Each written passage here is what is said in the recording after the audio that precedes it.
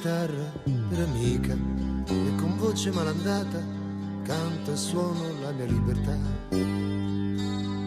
Se sono triste canto piano, se sono in forma suono forte, così affronto la mia sorte. Se non amo grido a basso, anche se non mi è concesso, dico sempre quello che mi va. Se voglio un corpo e un po' d'affetto, faccio un giro, cerco un letto e una donna che ci sta.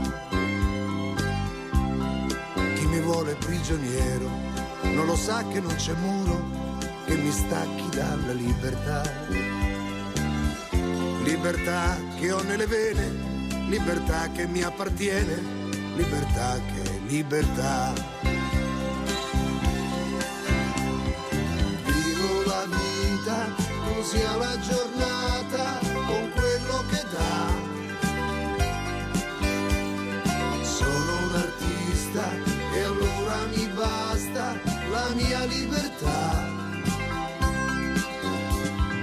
Da una finestra si affaccia una donna che un sorriso mi fa. È una di quelle, ma è bella e stasera mi va. Passo un'ora in sua compagnia e poi vado via.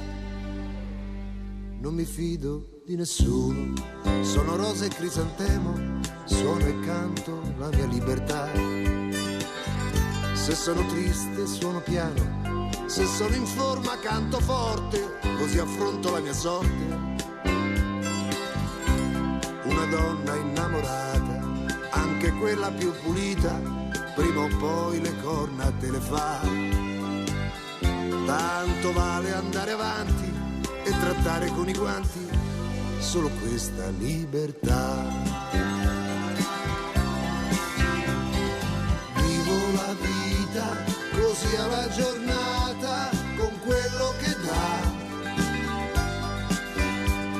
Sono un artista e allora mi basta la mia libertà. Da una finestra si affaccia una donna che un sorriso mi fa. È una di quelle, ma è bella e stasera mi va. Passo un'ora in sua compagnia e poi vado via.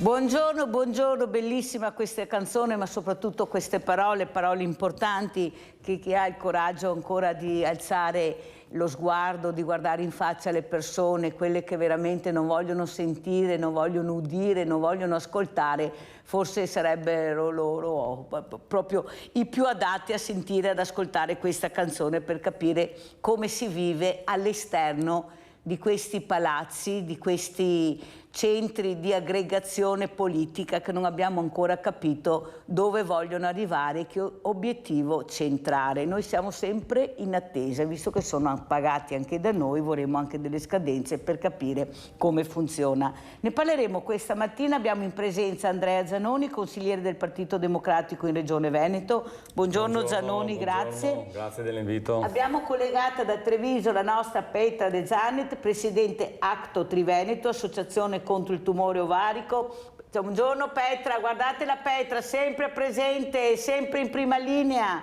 Allora io inizierei proprio... Buongiorno Petra, io inizierei proprio... Buongiorno a tutti. Grazie, grazie Petra. Proprio da Andrea Zanoni, perché ha tante cose da raccontare, da raccontarvi e poi ognuno farà le proprie riflessioni a casa. Però come sapete lui racconterà quello che vede, che sente, che fa. non sono cose inventate che poi si possono anche verificare se Zanoni dice o non dice la verità, perché sono dei libri, c'è tutta una serie di strumenti ci sono che possiamo verificare.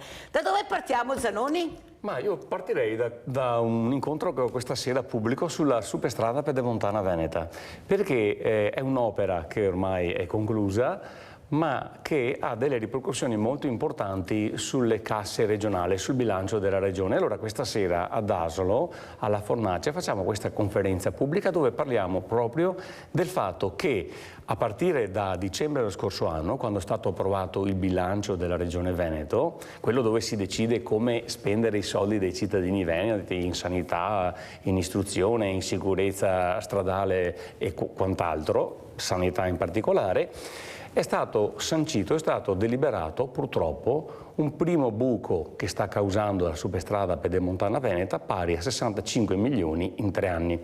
È un buco che purtroppo sta avendo delle ripercussioni molto negative sul resto delle spese della regione Veneto, perché voi sapete che quando hai quella disponibilità di soldi, la coperta è corta e se tu devi prendere la coperta e coprire il buco di 65 milioni della superstrada pedemontana veneta, lasci scoperto qualcos'altro.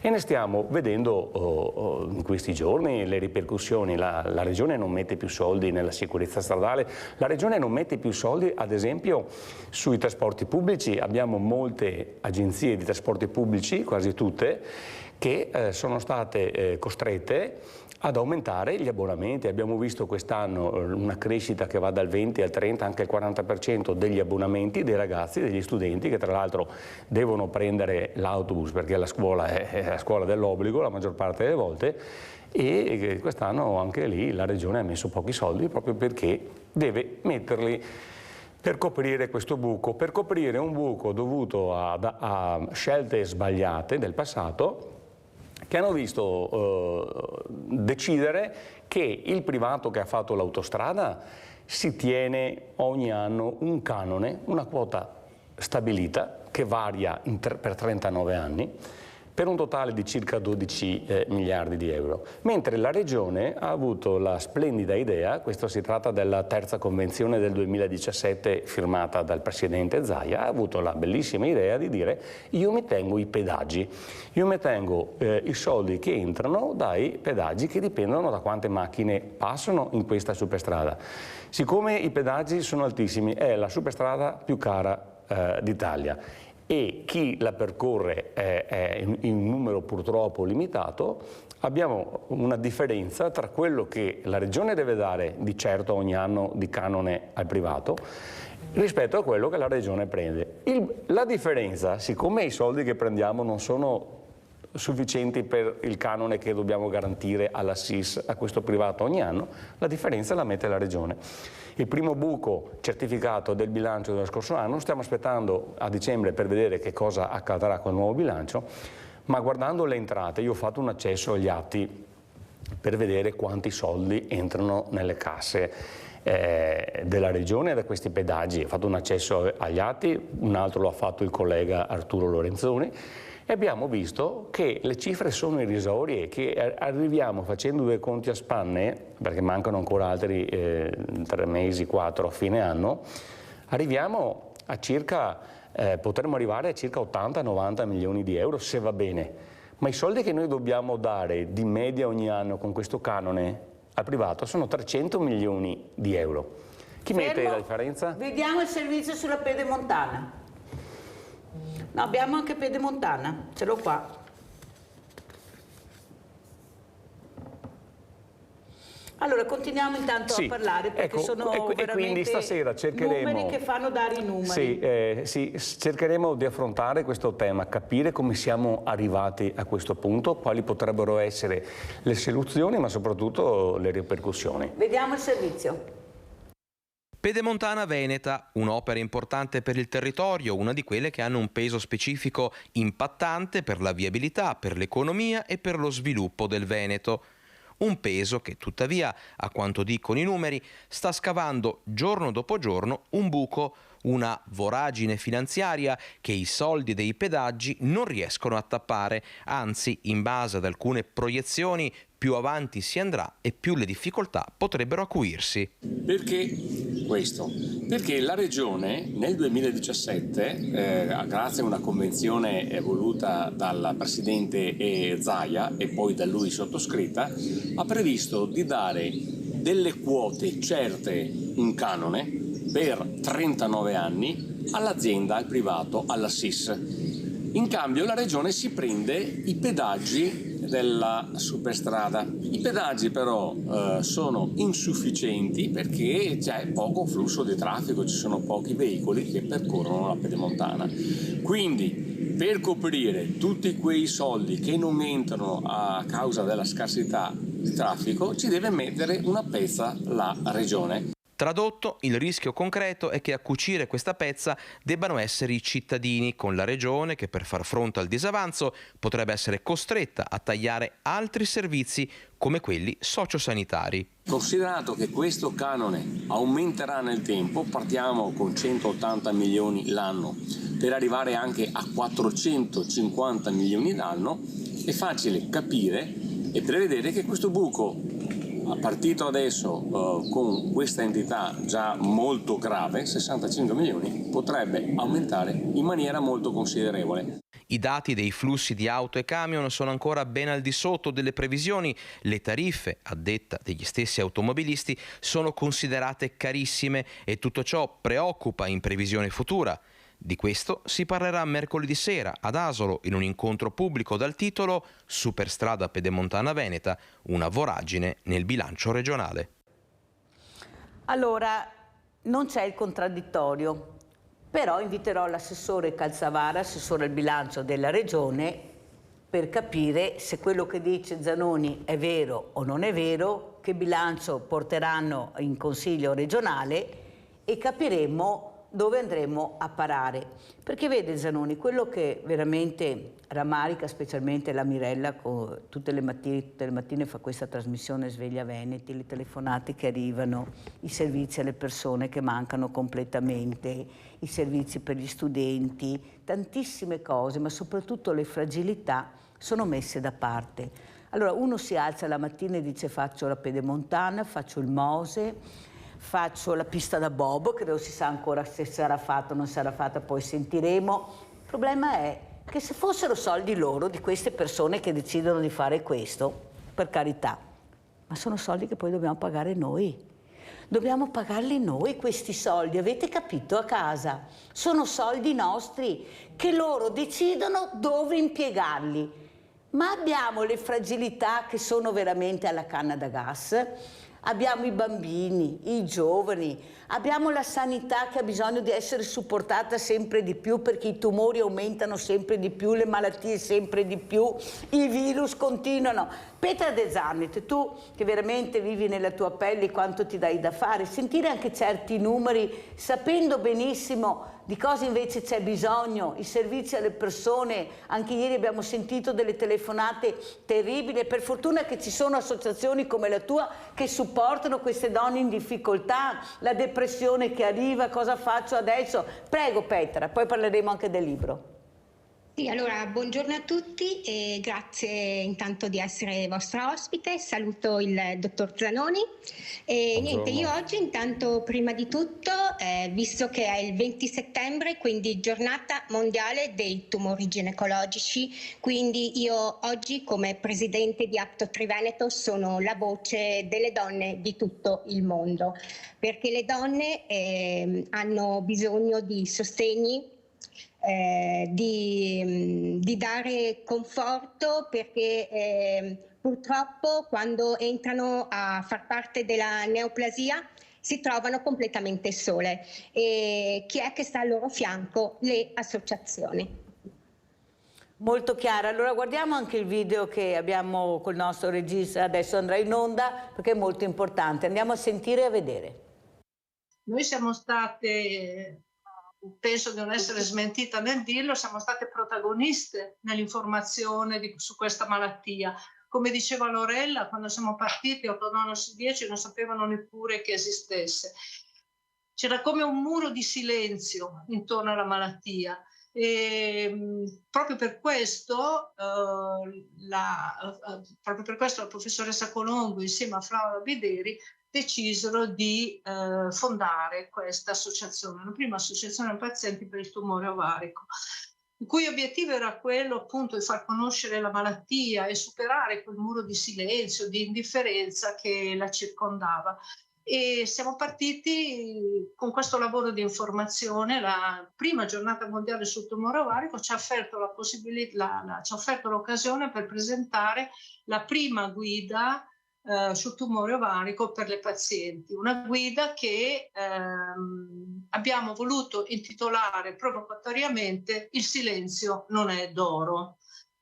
E qui vedete appunto l'immagine, ci era piaciuta questa bocca come una lampo che finalmente si apre e comincia a raccontare di questa malattia. Poi non abbiamo raccontato solo della malattia, quando sono arrivate le nuove terapie con PARP inibitori che erano indicate inizialmente solo per le donne con tumore ovarico BRCA mutate, poi sono state allargate a tutti, abbiamo lanciato la campagna Io scelgo di sapere, con la quale abbiamo voluto informare tutte le pazienti sul test genetico e sull'opportunità che il test BRCA, il genetico BRCA, offriva loro possibilità di accedere alle terapie innovative e ai familiari delle pazienti offriva la possibilità di intraprendere per la prima volta dei percorsi di prevenzione del tumore ovarico. Come sapete è un tumore che non si può prevenire.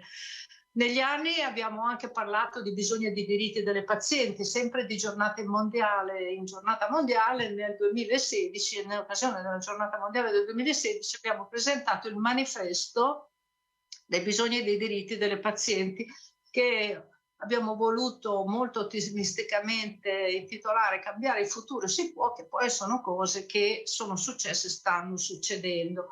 Negli anni più recenti abbiamo lanciato un sito web dedicato non solo al tumore ovarico ma a tutte le patologie ginecologiche, tutte le neoplasie ginecologiche, e oggi il nostro sito è tra quelli più consultati, ha circa 140.000 utenti anno. E mentre cresceva la conoscenza della malattia, crescevano le terapie, crescevamo anche noi sul territorio. Quando siamo nate nel 2010 eravamo l'unica associazione, oggi siamo diventati una rete di 8 associazioni, siamo presenti in Piemonte, in Lombardia, in Veneto, in Toscana, in Campania, in Puglia e Sicilia. Oggi sono qui con noi le amiche delle ATO regionali che ci racconteranno cosa stanno facendo per questa giornata mondiale del 2023. Quindi in questi 10 anni sono successe tantissime cose, però ci sono ancora cose che non sono cambiate, perché purtroppo continuano a mancare strumenti di prevenzione o di diagnosi precoce del tumore ovarico. E quindi purtroppo ancora oggi, come nel 2013, l'informazione continua ad essere una delle prime armi di difesa contro questa neoplasia. E la giornata mondiale di quest'anno, la giornata mondiale 2023, ce lo ricorda, invitando ogni donna a fare controlli regolari e soprattutto imparare a conoscere meglio questa malattia. Allora, Andrea Zanoni, dalla Pedemontana alla sanità, agli strumenti, come ha detto questa Presidente, è cambiato poco, abbiamo bisogno di strumenti. Per fare gli strumenti ci vogliono i soldi, ma se tu dirotti i soldi solo da una parte, mancheranno sempre da tutte le altre parti, magari dove che servono anche di più. Prego. Sì, allora partiamo purtroppo dall'ultimo bilancio nazionale, dove i fondi destinati alla sanità non sono proporzionati all'inflazione e quindi abbiamo un buco calcolato sui 3 miliardi di euro. Questi 3 miliardi di euro in meno alle regioni significano poi alla fine tagli, ulteriori tagli. Sappiamo, ci è stato detto adesso dalla Presidente Nicoletta Cerana, che ci sono moltissime attività utili, ad esempio a contrastare il tumore ovarico. In questo caso ci sono dei test genetici da fare, ci sono da seguire delle terapie che sono anche terapie innovative e che quindi sono costose, ci sono percorsi prevenzione, e quindi si parla di servizi che hanno bisogno di personale altamente qualificato e hanno bisogno naturalmente anche di finanziamenti, quindi credo che veramente sia giunto il momento di dire basta sprechi, basta spese insensate, basta utilizzare fondi pubblici per promuovere l'immagine dei presidenti di regione, dei governatori, per un qualche cosa che poi non porta utilità a tutti i cittadini. E quindi io di fronte a situazioni, ho detto adesso la pedemontana, ma poi avremo ad esempio un'occasione importantissima adesso per risparmiare moltissimi soldi dei contribuenti italiani e contribuenti veneti. La prima occasione per gestire con responsabilità un periodo di crisi, di mancanza di fondi come questo, sarebbe quello di dire, per quanto riguarda le Olimpiadi di Cortina, per quanto riguarda una di queste opere che è la pista da bob, dire: facciamo in modo da non sperperare soldi. Attualmente è prevista una pista da bob a Cortina dal costo di 124 milioni di euro che vengono dati dallo Stato, la Regione contribuisce con una ventina di milioni, che si potrebbe evitare, nel senso che c'è già la disponibilità di Innsbruck, che è a poche ore di strada, per mettere a disposizione la propria pista senza spendere 124 milioni, con 10 milioni viene messa a posto per i Giochi Olimpici e quindi avremo un mantenimento di più di 100 milioni di euro per i cittadini, utili a tutte queste necessità, ma non solo. Fermo, perché voglio sentire anche Petra De Zandi e poi continuiamo, perché le domande e le riflessioni a casa saranno tantissime. Ecco, sentendo anche questi numeri, tu Petra che veramente stai girando l'Italia da sud a nord, da est a ovest, per far capire l'importanza della prevenzione, ma per fare prevenzione, come ha detto la Presidente, ci vogliono gli strumenti costano, la comunicazione costa, se non hai amicizie non vai da nessuna parte, specialmente amicizie politiche, perché lo dice la Mirella, funziona così. Schei amicizie, norma giustizia, diceva mia nonna Zanoni. Prego Petra. Allora, sono perfettamente d'accordo in tutto quello che avete detto fino adesso. In effetti noi abbiamo oltrepassato la regione, ma come hai visto siamo andati a Roma, al Ministero della Salute, e abbiamo appunto presentato il nostro libro con le nostre proposte e le nostre esigenze, perché appunto ancora oggi noi ci troviamo nei territori a dare informazione. Bello il titolo, Petra, grande, cambiamo rotta, bellissimo. Io dico regista, tu hai scritto rotta, fantastico, vai. Sì, perché vogliamo cambiare soprattutto le cose che fino adesso noi, toccando mano nei territori, ascoltando le donne, ascoltando soprattutto le pazienti, perché lo voglio ricordare che noi siamo vicine alle pazienti all'interno anche degli ospedali di eccellenza del Triveneto, e quindi ci siamo resi conto che ci sono ancora molte cose da fare, molte cose inascoltate. Ad esempio perché c'è anche un forte peggioramento delle condizioni anche magari di alcune pazienti, e quindi anche lì il discorso burocratico è molto complesso. Anche per il discorso del lavoro, cioè non è solamente il discorso ok, io mi ammalo, faccio l'iter, quello che riguarda la mia malattia, ma è anche il dopo la malattia. Cioè noi ci troviamo a casa dal lavoro, ci troviamo con una pensione di invalidità civile che è da rivedere assolutamente, perché voi ditemi cosa può fare una donna, una paziente che si trova a casa con 280 euro di invalidità civile. E poi se una donna ha fatto anche nel suo percorso di vita, ha lavorato, si trova cosa? Con una pensione di 500 euro. Ma come può vivere? Come può vivere questa paziente? Cioè questa paziente si trova ammalata e quindi il suo pensiero è la malattia, ma poi si trova anche a dover subire nelle loro menti, perché io parlo per tutte le pazienti, perché poi tutte quante abbiamo questo problema, ci troviamo a dover dire mamma mia, ma cosa facciamo? Come faccio? Cioè, a volte chi sta al di fuori non può capire, perché anche solamente le chemioterapie ti devastano, ti disabilitano, cioè non hai nemmeno la forza di dire ok, io vado a lavorare. Bisogna provarle queste cose, quindi anche questo è da rivedere, ma poi anche il discorso dei tumori ginecologici, che appunto oggi è la giornata dei tumori ginecologici, e ci sono molte donne giovani che purtroppo si trovano con un tumore ginecologico. E anche qui purtroppo noi continuiamo a lavorare con l'associazione perché ci sono questi test genetici da fare con questi test, però purtroppo questi test sono tutti quanti a pagamento e ahimè c'è poco da dire, ma chi sbarca anche questa spesa? Quindi, come diceva prima il dottor Zanoni, sì, questi test ci sono, ma bisogna anche rivedere questa cosa, perché sinceramente bisogna che anche la sanità faccia che questi test entrino nel sistema nazionale sanitario italiano, perché non è possibile, insomma, che una donna si trovi a dover fare prevenzione, ma prevenzione a pagamento. Pubblicità.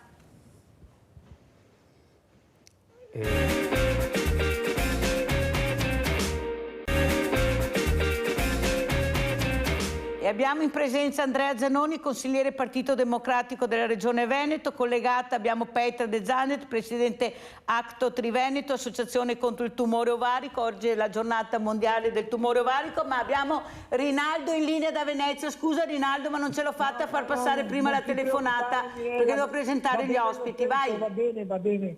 Intanto saluto, va bene, è l'assessore. Lo vedo sempre con piacere. Sei assessore, sei consigliere, ma ti aveva fatto assessore, perfetto. È dire la verità, è sempre pungente, non offende nessuno, bravo assessore. E in quanto che quello che riguarda a Pedemontana, mi so veneziano, non ho la patente, però ho amici a Pove, vado spesso a Bassamba e dico da gente che frequenta che ha. E a Pedemontana, come ti hai detto assessore, c'è proprio il discorso di stay, però è di un gioiello, è di una roba fatta con criterio, proprio è di una roba che italiani che avevano, è una roba importante. Mila da Mestre, per andare a Pove, io mettevo 1 ora e 40 che mi veniva attorno e portarmi. Va bene? Adesso per andare a Pove, in 40 minuti insieme tagliamo per Pedemontana. E avendo un gioiello per il Veneto, quello che deve sbagliare, che i denaro da fare, mette in mezzo imprenditori che mettono i soldi, perché non che i sei del governo per fare una roba? Quello che deve sbagliare. Imprenditori, chi voce per sé, chi fa chi voce un'altra parte, ma su quello che riguarda la roba pubblica, ma da mettere il governo i soldi, perché se no va benissimo. In 40 minuti siamo a Venezia, che prima avevo 1 ora e mezza, e il gioiello per il Veneto e per l'Italia intera, perché c'è gente che sparagna ore e ore, chi sparagna in benzina, non è sempre pericolosa, allora che non so le parti, va bene, perché, però è quello che bisogna dire che ha fatto un capolavoro, e la parte economica che è sbagliatissima, però è un capolavoro. E per dire alla signora del discorso dei tumori, avremo da vergognarci agli altri italiani, perché non è data di trasmissione per chiedere queste robe. Lo Stato da mettere i servizi per la gente che ti risparmi, è importante dare una mano a aiutare queste persone che sono qua. Cosa mi interessa? Cosa fai? Adesso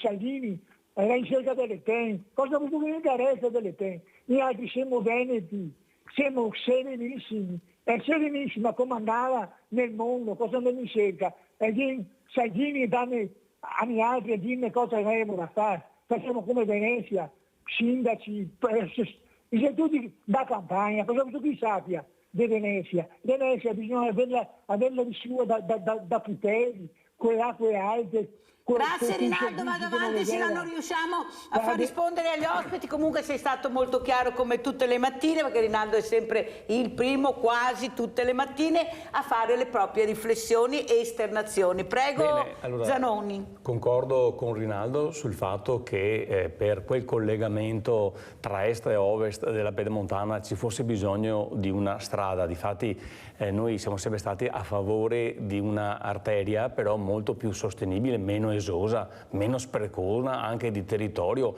Si poteva utilizzare la Gasparona, rinforzarla, si potevano fare più uscite, si poteva evitare di farla anche a pagamento. E ha ragione quando dice, perché io l'ho sempre sostenuto, che doveva essere fatta dallo Stato. Noi abbiamo un'agenzia che si occupa di fare grandi opere viarie, che è l'ANAS. Se la faceva l'ANAS ci sarebbe costata praticamente, io penso, 1/10 alla fine della convenzione e avremmo avuto una strada sicuramente che adesso non avrebbe creato debito. Poi volevo aggiungere una cosa, siccome questo è un errore che è stato fatto, ma è meglio non ripeterne e la storia dovrebbe insegnarci a non fare nuovi errori, stiamo organizzando comitati, associazioni, partiti, una grandissima manifestazione domenica alle 10 a Cortina, proprio per chiedere allo Stato, alla Regione, di retrocedere su quel assurdo progetto della pista da bob. Perché prima raccontavo dei 124 milioni che costerà ai contribuenti italiani e veneti, però non è solo questo. Una pista da bob è una struttura ad altissima tecnologia, con tantissimi gruppi frigo che servono, pensate, a tenere ghiacciata una superficie in pendenza, una delle cose più difficili da fare, e quindi è molto costosa anche in impianti ma anche in manutenzioni. L'ultimo verifica che è stata fatta a calcolo delle manutenzioni parla esattamente di 1,5 milioni di euro l'anno.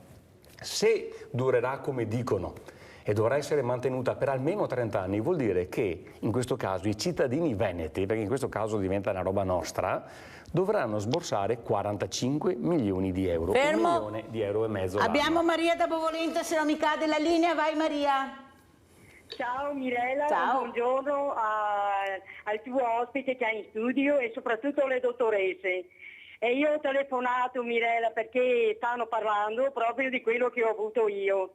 E allora io, dottoresse, nel 2017 per un polipo che non sapevo di avere, avevo visto delle tracce e mio marito si è messo in contatto con il mio medico. Maria. E qui a Conselve, che c'era all'ospedale, ci sono adesso gli ambulatori. E siccome che è un amico del ginecologo, mi ha mandato immediatamente, e il ginecologo mi ha detto di andare subito, mi ha visitato e mi ha scoperto che avevo sto polipo. Da lì è partito tutto, dottoresse, mi hanno mandato all'ospedale, è ovvio, da schiavonia, perché io sono sotto lì, e quindi mi hanno operato dopo, questo è stato di mercoledì, al venerdì il dottore, quello che operava in sala operatoria e cosa. Poi mi ha detto che ha scoperto che ha lasciato delle tracce questo polipo, quindi era da operare, levarmi tutto, quindi sono stata sotto dai 6, quasi 7 ore, e quindi mi ha levato tutto insomma dentro, ecco, insomma mi ha fatto la totale, quindi, e poi dovevo andare ogni 6 mesi a fare sempre i controlli, poi sono andata a fare la radioterapia qui a Pasta, che c'è un posto dove che fanno, e l'ho fatta per 7 volte. E io quella lì sempre, proprio ieri, Mirella, sono stata alla visita dell'Equadome completo, e adesso giovedì devo andare dall'oncologa e mi hanno trovato bene, e ogni 6 mesi devo essere controllata. Ciao Mirella e buongiorno anche dottoresse. Grazie cara Maria, un grande abbraccio, soprattutto l'importanza della prevenzione. Ecco, questa trasmissione sta cercando quasi tutte le mattine per tante storie di capire l'importanza della prevenzione, ma siamo sempre là, la prevenzione si fa, ma se hai anche i soldi in tasca, se no, ciao. Prego Petra, come commenti questa telefonata che penso sia stata molto importante anche per te, per il tuo percorso che stai facendo assieme a altre associazioni che riguarda proprio il tumore ovarico. Prego. Sì, capisco molto bene la telefonata della signora di Schiavonia. Non ho capito bene l'ospedale di riferimento in realtà, perché è importante anche avere un ospedale di eccellenza per quanto riguarda soprattutto la chirurgia. E questo è molto importante. In effetti, guardi, io avendo questa associazione sono a contatto con le pazienti ogni giorno e molte pazienti mi chiamano per sapere se il loro ospedale di riferimento è quello giusto. Quindi questo è molto importante perché diciamolo, fa la differenza, anche solamente il chirurgo fa la differenza. Petra, però quello che è importante capire è che, come ha spiegato bene Maria, sì l'intervento, sì è andato tutto bene, ma è il dopo, i controlli, le liste d'attesa, dove hai le corsie preferenziali, anche perché Maria da Bovolenta è da Bovolenta, perciò punti di riferimento importanti fortunatamente li abbiamo qua nel Veneto, vero Zanoni? Come commentiamo? Certo. Noi abbiamo sicuramente una sanità all'avanguardia, una delle migliori sanità. Il problema è che molti medici, molti professionisti oggi lavorano con ritmi incredibili, con turni, ad esempio nei pronto soccorsi, ma non solo, e quindi siccome non sono gratificati, vivono in strutture sovraffollate, c'è molto malcontento perché ci sono retribuzioni che non sono più in linea con quelle che c'erano un tempo. Accade che abbiamo dei bravissimi medici primari e quant'altro che si dimettono, come è successo proprio qui nella ASL di Treviso la settimana scorsa, o vanno in prepensionamento, ma quelli che si dimettono vanno dal privato, perché il privato li paga meglio, ma naturalmente non tutti possono permettersi. Però scusa Zanoni, io lo dico tutte le mattine, anche quando medici, vuoi sentire anche la Petra.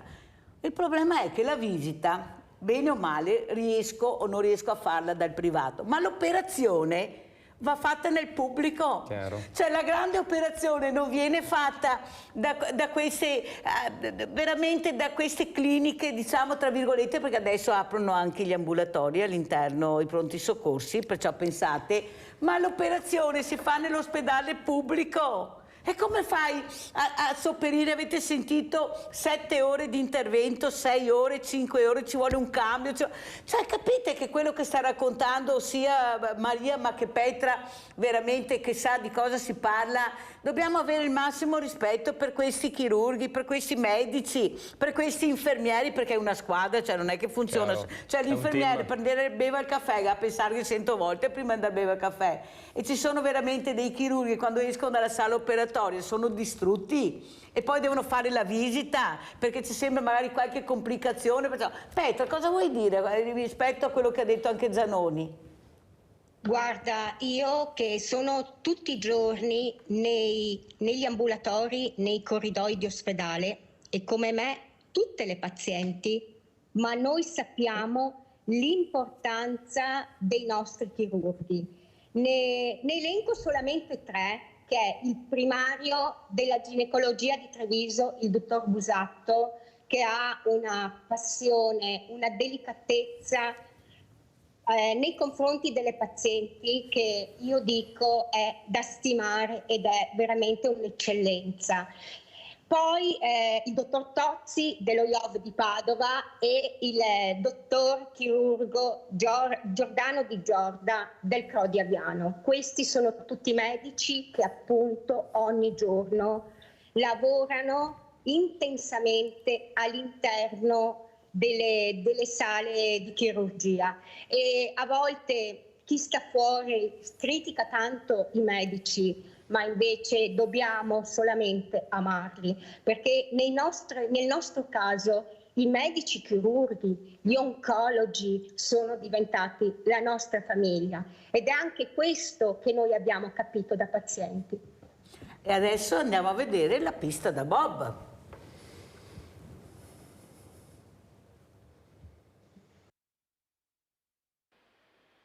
Pista da bob di Cortina, prevista per le Olimpiadi del 2026, ma per cui non si è ancora spostato nemmeno un sasso. Pista difesa a spada tratta dai promotori dell'evento olimpico, ma avversata dagli ambientalisti e dalle forze politiche della sinistra. Nel progetto definitivo con cui la società Simico ha studiato le alternative, si dice che non può essere usata la pista di Innsbruck perché non ci sarebbero i tempi per il suo adeguamento. Invece alla fine di agosto, in una conferenza stampa e anche in una lettera ufficiale, il sindaco di Innsbruck e il presidente della pista di Innsbruck hanno comunicato ufficialmente che la pista sarà adeguata in tempo utile per le Olimpiadi. Se fosse vero, non ci sarebbe nessuna esigenza di andare a spendere, si parla di 124 milioni di euro per la realizzazione di un nuovo impianto. Sono impianti ad elevatissimi costi e un elevato impatto ambientale che presentano anche notevoli criticità e costi nella futura gestione. L'argomento, delicatissimo, viene chiesto sia portato per un dibattito all'attenzione dell'Assemblea provinciale, anche perché le obiezioni a quanto ufficialmente programmato aumentano giorno dopo giorno. Peraltro non risponde nemmeno al vero che sia il CIO, il Comitato Olimpico Internazionale, ad aver richiesto e voluto questo impianto. Al contrario, invece, il CIO fin dall'inizio ha sempre suggerito di avvalersi di un impianto esistente.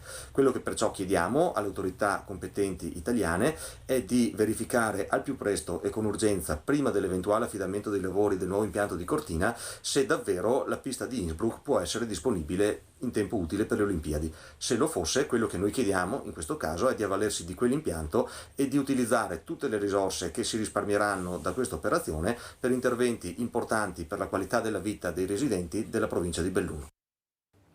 Abbiamo Paola da Campo San Piero. Ciao Paola, ben arrivata. Veloce. Ciao, sì. Allora, prima roba che mi viene in mente stamattina qua a Pedemontana, è Benetton, è il primo pensiero che ho associato. E vabbè, insomma, non so se esistessi che ha in gestione a Pedemontana o se è altre persone, un'altra azienda, quello che è. Se passa per strade, c'è scritto strada provinciale, non so se c'è l'ANAS per strade provinciali, adesso non so ferrata in materia. E province non c'è più, chi si chiedeva di queste strade provinciali, non so se sia l'ANAS, che dovrebbe andare a dire. E dopodiché noi non avevamo neve, va bene che c'è tecnologia, queste robe qua, però cosa se che faceva una pista da bob e dopo rimane come altre chi ha fatto, che rimane là, che non aveva nessuno. Chi dovrebbe decidere insomma un attimino se gioco vai a Candea, se i soldi spesi bene oppure no. Non mi pare tanto spesi bene, visto il resto che se entro 30 giorni te va a finire a 2 mesi, se te va bene, urgenti e tutte queste cose qua insomma. E sostanzialmente opera 42-44 anni ho cominciato e vai, e dopo a 50 anni ho tolto tutto per evitare di diventare anemica, di avere oltre l'utero fibromatoso, e ho dovuto pagarmi anche a Miri e allora potevo qualche visita in privato, robe va così, la sanità verso il privatistico, c'è 40 anni e addirittura sono da cavare due denti, e insomma c'è parecchi punti per due denti, e mi si sta detto da quella che prenota si metteva nel medico di base, ma passandomi anche per sé, ma insomma non c'è un medico, c'è persone anche giovani che devono imparare, d'accordo, però mi si sta messo su un braccio un coso per la pressione che andava sull'inguine, per fortuna era uno che per la pressione inguinale che aveva anzianità, che aveva insegnato come fare, non vale che quello non va bene e questo e quest'altro. Però insomma 3 anni, 5 anni nella laurea di scuola, 4 anni quanti chisi, io voglio sapere determinate cose. mi fermo qua. Grazie Paola, grazie, scusami, ma sai, ormai siamo in chiusura, ho anche da cambiare gli ospiti. Allora, grazie Paola, allora, cominciamo con Andrea. Brevemente, stavo concludendo prima il ragionamento sulle spese di manutenzione di questa opera, che sono 45 milioni per 30 anni. Ma chi è che li paga? In questo caso ho fatto anche un'interrogazione in giunta a Zaia per sapere perché il Comune di Cortina non ha intenzione di pagare questo 1,5 milioni di euro l'anno. La provincia di Belluno manco ancora, perché con tutti i problemi che hanno la provincia adesso, la regione, siamo già a quel buco della superstrada pedemontana, quindi si pone veramente un problema molto serio, perché questi sono soldi che devono essere tirati fuori proprio dai cittadini veneti. Io faccio appello a tutti, sosteniamo questa manifestazione di domenica 24 settembre a Cortina, proprio per sperare di convincere chi di dovere di fare questa benedetta pista a Innsbruck, risparmiando una montagna di soldi che dopo vanno tolti alla sanità e quant'altro. Io volevo aggiungere l'ultima cosa: in questo periodo così importante di cambiamenti climatici, di bisogno di tutelare la natura, la montagna in particolare. Che frana, la montagna che frana. Esattamente, in Consiglio regionale ci propongono una legge irricevibile, ma che purtroppo potrebbe essere approvata, che è quella che dice: attualmente è vietato andare qui fuori strada e con i mezzi a motore nei sentieri di montagna, proprio perché vanno solo i residenti o quelli dei rifugi e delle malghe, no?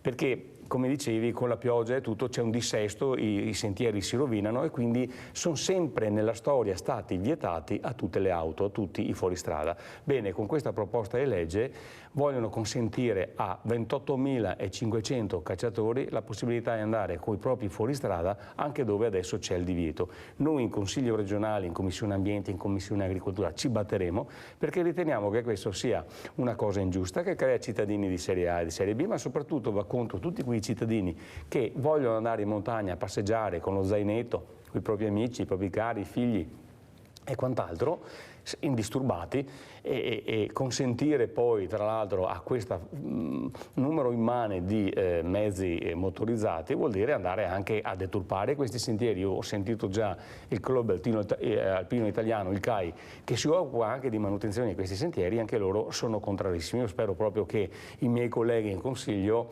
arrivino a buoni consigli e ritirino questo progetto di legge che, ahimè, starà per arrivare entro breve per la votazione. Ma allora, oltre agli orsi e ai lupi, c'è anche il problema che trovi qualche cacciatore. Vediamo proprio questo servizio, speriamo non accada mai. Andiamo a vedere: il cacciatore si spara per errore, no, per errore, ma riparte il colpo e noi stiamo facendo una bella passeggiata. Speriamo, guardate, veramente, sentiamo in tutti i colori. Andiamo a vedere il servizio. È finita al pronto soccorso dell'ospedale di Campo San Piero la battuta di caccia di un uomo che con alcuni amici stava percorrendo le campagne di Piombino Dese all'apertura della stagione venatoria. Dopo aver abbattuto un colombaccio, l'uomo è scivolato il fucile, da dove cadendo è partito un colpo che lo ha ferito al piede. Dolorante, il cacciatore è stato accompagnato in ospedale dai compagni, dove è stato curato. Indagini sono in corso da parte dei carabinieri. Cioè, io veramente sono esterrefatta, perché o qualcuno pensa, come ho detto prima, noi abbiamo in Italia i faraoni, abbiamo i faraoni, ognuno si fa la propria cattedrale, si fa la piramide col suo nome, questo l'ho fatta io, oppure bisogna iniziare a pensare col buon senso, quello che hanno i cittadini, i spettatori e spettatrici che chiamano e che telefonano, usano sempre il buon senso. Allora, lo Stato, siccome tutti dicono lo Stato siamo noi, il governo è un'altra cosa, il governo è pagato dallo Stato, che siamo noi. È possibile, Zanoni, che su temi così importanti che riguardano montagne e montagne di soldi pubblici non si possa fare il referendum? Perché dove vogliono ce lo propinano e noi non sappiamo neanche cosa andiamo a votare. Non sappiamo, tipo le trivelle, faccio un esempio, mai spiegato niente, però dobbiamo andare a votare sì e no, il sì e no, il no e sì, pensate. Su queste opere che riguardano tutti, perché riguardano l'Italia le opere, perché riguardano tutto il paese, perché ci spostiamo fortunatamente, siamo ancora liberi di spostarci, fin quando non si sa, però al momento. Sarebbe il caso anche che anche noi dicessimo: questa opera la vuoi fare o non la vuoi fare? Questa opera prevede questi costi e questi benefici, pro e contro, e noi decidiamo. Ma vi sembra che noi siamo mai interpellati? Ma su niente. Hanno abolito i comitati di quartiere, non abbiamo parole in consiglio comunale, i grandi non si fanno mai trovare, hanno sempre sto maledetto qua, magari è spento come dico sempre, ma intanto ce l'ho e faccio vedere che non puoi disturbarmi. Queste persone sono pagate da noi, fiore di quattrini, e noi abbiamo la Petra che sta dicendo: io ammalata con la pensione civile che ho, 250 euro, non ce la faccio a vivere e a curarmi, ma non ce la farei neanche con 500 euro, con 600 euro, queste sono le pensioni. Cioè Zanoni, cioè l'opposizione, scusi Zanoni, ma scusate, serve a verificare e a controllare le entrate e le uscite. Volete che veramente qualcuno a casa non possa pensare: ma allora cosa serve l'opposizione se questi fanno l'alto e il basso, quello che vogliono, non so, allora eliminiamo tutto, eliminiamo le leggi, eliminiamo le opposizioni. Uno va al governo e decide di fare quello che vuole, perché a sto punto noi non contiamo niente, l'opposizione non conta niente, i consumatori, i sindacati, tutti non contano niente, i giudici fanno quello che vogliono. Cioè, a sto punto non facciamo più carceri, facciamo il Far West. A sto punto facciamo il Far West, perché se mi difendo in casa mia sono in prigione, perché vedete Onichini avrà sbagliato per ma questo qua, nella sua proprietà privata, ha difeso la famiglia con bambini piccoli. Questo è in prigione e l'altro è libero. Avrà sbagliato, per carità. Ma è modo di agire? Ma è modo di agire? I morti sul lavoro, i morti sulle strade. Cioè, non ne possiamo più, Zanoni. Guardi, noi, almeno personalmente, come membro dell'opposizione, sto facendo il possibile per denunciare queste cose. La conferenza di questa sera ad Asolo arriva da un percorso lungo anni di raccolta informazioni, di denunce e di interrogazioni. La manifestazione di domenica contro la pista da bob arriva anche lì da accessi agli atti, ricerche, esposizioni di dati e denunce. Io credo sia molto importante il ruolo dell'opposizione, però sarebbe molto più importante che la maggioranza agisse con responsabilità per il bene dei cittadini, con un uso parsimonevole dei fondi pubblici. Non possiamo sprecare ancora adesso, oggi, i fondi pubblici in questo modo, e poi bisognerebbe fare delle leggi che vanno incontro alle esigenze di tutti i cittadini, non per singole minoranze. In merito all'ultimo servizio che avete mandato in onda degli incidenti di caccia, ce n'è successo un altro qui sul Montello dove hanno sparato a 2 ciclisti. Io ho proposto, per dire il ruolo dell'opposizione anche propositivo, ho proposto in Consiglio regionale l'obbligatorietà di una pettorina con una targa per ogni cacciatore, in modo che non agisce più nell'anonimato, non scappa più come ha fatto a Giavera dopo aver ferito le 2 persone senza prestare soccorso, perché con un numero, d'altronde ce l'abbiamo tutti, un numero sulla macchina quando ci muoviamo, sono identificabili e quindi se c'è il numero sono anche responsabilizzati a non andare a sparare vicino alle case. Bene, questa maggioranza ci ha votato contro. Come opposizione lo abbiamo proposto. La nostra lotta in Consiglio comunque c'è, è costante, facciamo il possibile con interrogazioni, con incontri, con gazebi sulla sanità. È da mesi che facciamo degli incontri in tutte le province per denunciare la carenza ad esempio dei medici di base, la carenza delle guardie mediche, la carenza dei medici nei pronti soccorsi, la carenza degli psicologi che hanno un ruolo molto importante e dei quali abbiamo sempre più bisogno. Il nostro ruolo lo facciamo, sono anche qui oggi, anzi ringrazio veramente Mirella per questa trasmissione e per la possibilità di dire queste cose. Come diceva prima, io agisco sempre con fonti, con documentazione, anche perché se vai a dire cose che non esistono vieni denunciato, è anche giusto. Quindi momenti come quello di stasera ad Asolo servono proprio per vedere carte alla mano, documenti alla mano, spiegare come stanno le cose. Allora guardiamo anche la locandina e il libro di Petra De Janet che ci saluta. Ecco, quale messaggio vuoi dare, Petra, questa mattina? E ti ringrazio di essere stata ospite, prego.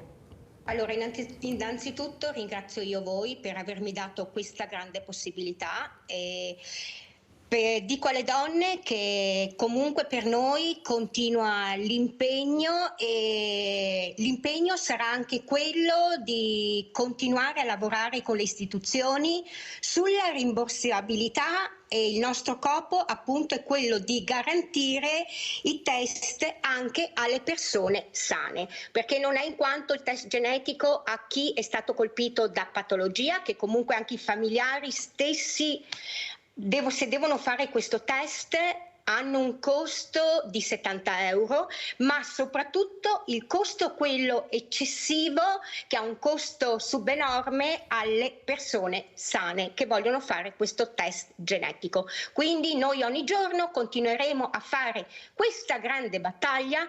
Come avete visto, siamo andati a Roma, siamo andati davanti al ministro dottor Schillaci, quindi il ministro Schillaci è consapevole di tutto questo, e speriamo che quello che lui ci ha promesso, che sicuramente non adesso, ma tra qualche anno lo vedremo. Grazie Petra, devo chiudere purtroppo. Grazie a Petra De Zanet, presidente Acto Triveneto, associazione contro il tumore ovarico. Oggi giornata mondiale. Grazie a Andrea Zanoni, Partito Democratico della Regione Veneto, e consigliere, non assessore, diciamo a Rinaldo, perché l'ha già promosso Rinaldo. Grazie, pubblicità.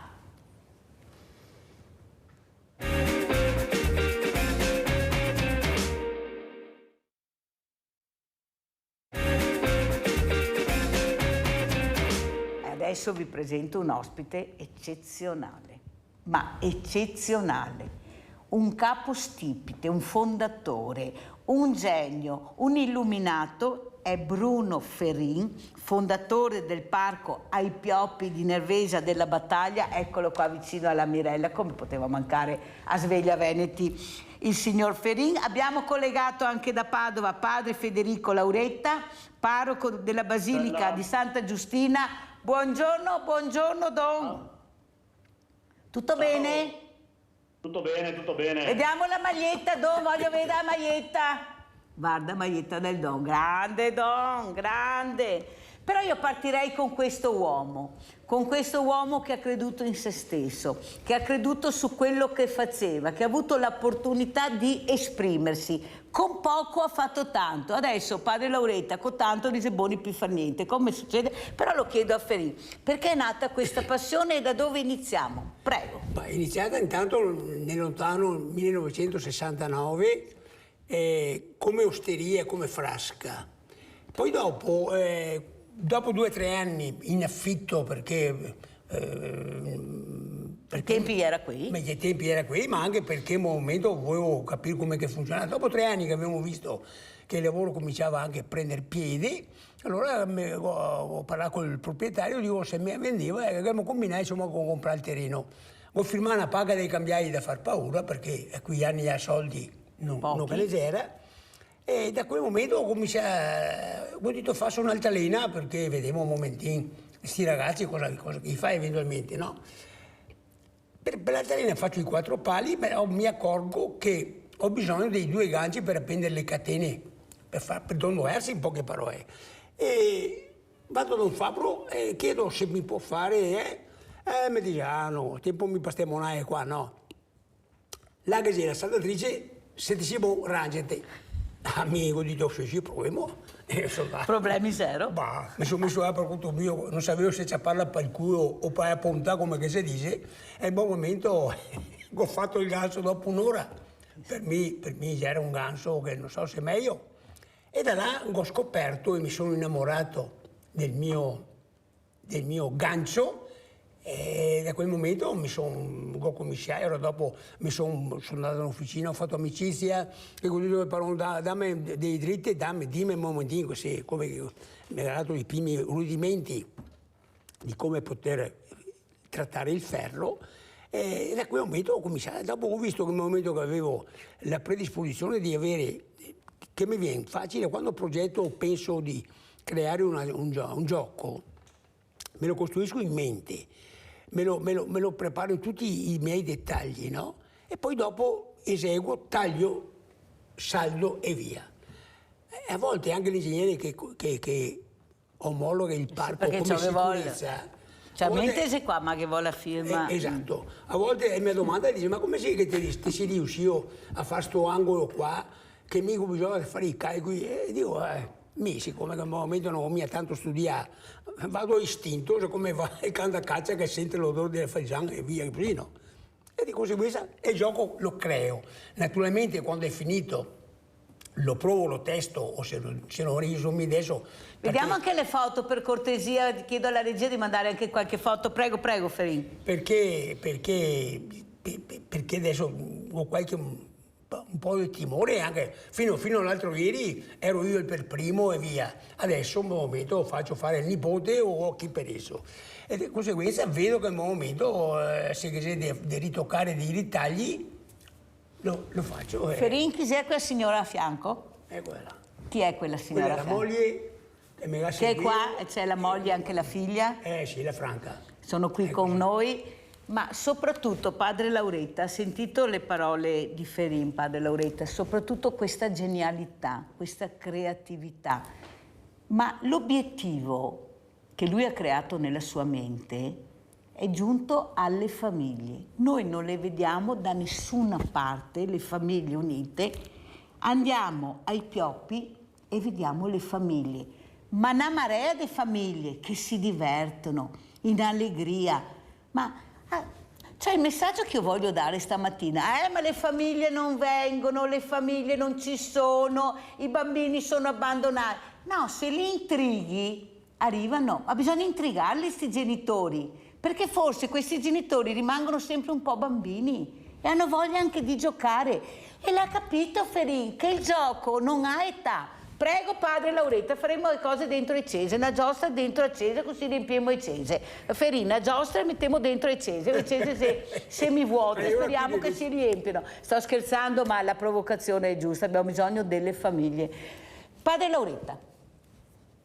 Beh, questo è vero e condivido pienamente il pensiero, anche noi stiamo cercando di lavorare con le famiglie, anche il nuovo cammino della catechesi è un cammino che coinvolge anche le famiglie, per cui non ci rivolgiamo più soltanto e solamente ai ragazzi, ma cerchiamo, ecco, anche attraverso la catechesi, e anche la catechesi non è più quella che facevamo noi, una catechesi scolastica, ma è una catechesi impostata sull'esperienza, sul gioco, sul coinvolgimento, cercando di far capire anche la bellezza, ecco, del credere, che non è soltanto imparare a memoria pagine e pagine di catechismo, ma è quello proprio di saper condividere nella gioia, in famiglia, insieme agli altri, anche la bellezza del credere. La bellezza del credere, ma del credere anche in maniera diversa, padre Lauretta. Noi abbiamo bisogno di credere nella maniera diversa, non siamo dei numeri, siamo delle persone e ogni persona ha il suo credo. Noi dobbiamo rispettare questo, dobbiamo avere il rispetto dell'altro, di quello che fa. Se poi è un illuminato come Ferin, dobbiamo riconoscerglielo, dare la possibilità a questo uomo di lavorare, di creare, perché sono cose che rimangono. Ma soprattutto Ferin, con sua moglie, ha creato una cosa importante, ha creato il dopo Ferin, il dopo la moglie di Ferin, nel senso no perché non ci saranno più, ma perché continueranno un lavoro dietro le quinte, però hanno seminato bene, c'è la famiglia, eccolo qua. Ferin è riuscito sempre a coinvolgere la famiglia e adesso la famiglia risponde. O sbaglio, Ferin? Certo, certo che sì, ma è questione anche di sentire queste cose senza neanche farci un gran ragionamento, cioè è una questione istintiva. Io quello che ho fatto e continuo a fare con un amore, non so se meglio, è proprio una questione di dire, per me è questo il modo di vivere e di procedere. E che dopo naturalmente ho la gratificazione di vedere che la massa di persone che vengono, che partecipano, che si divertono, ma che passano veramente una giornata. E tutti quanti, quando mi riconoscono nel parco, che io continuo a essere sempre presente. Quanto grande è il parco, Ferin? Beh, in totale abbiamo 30.000 metri, Pensate. Fra parcheggio e parco giochi, e trattoria, e osteria. Ma le persone vengono e mi chiedono, mi dicono, ma come hai avuto questa idea? Ma come l'ha pensato? Come ti è venuto in poche parole? Io dico, Niente, mi è venuto così, per me è talmente naturale che al momento sono riuscito a fare e dopo, come ripeto, vedo la reazione delle persone, la soddisfazione. Una mamma mi ha fatto presente, mi ha detto, vedi, al di là dei giochi o del bosco, o del verde o dell'ambiente naturale che siamo, quello che posso dire come meraviglia è che vedo mio figlio che ha 10 anni, che oggi per la prima volta non lo vedo col telefonino in mano. Padre Lauretta, sentito? Abbiamo Wanda da Marghera. Ciao Wanda, ben arrivata. Caduta la linea, vediamo se riusciamo a riprendere. Allora, come commenta Padre Lauretta? A lei il commento.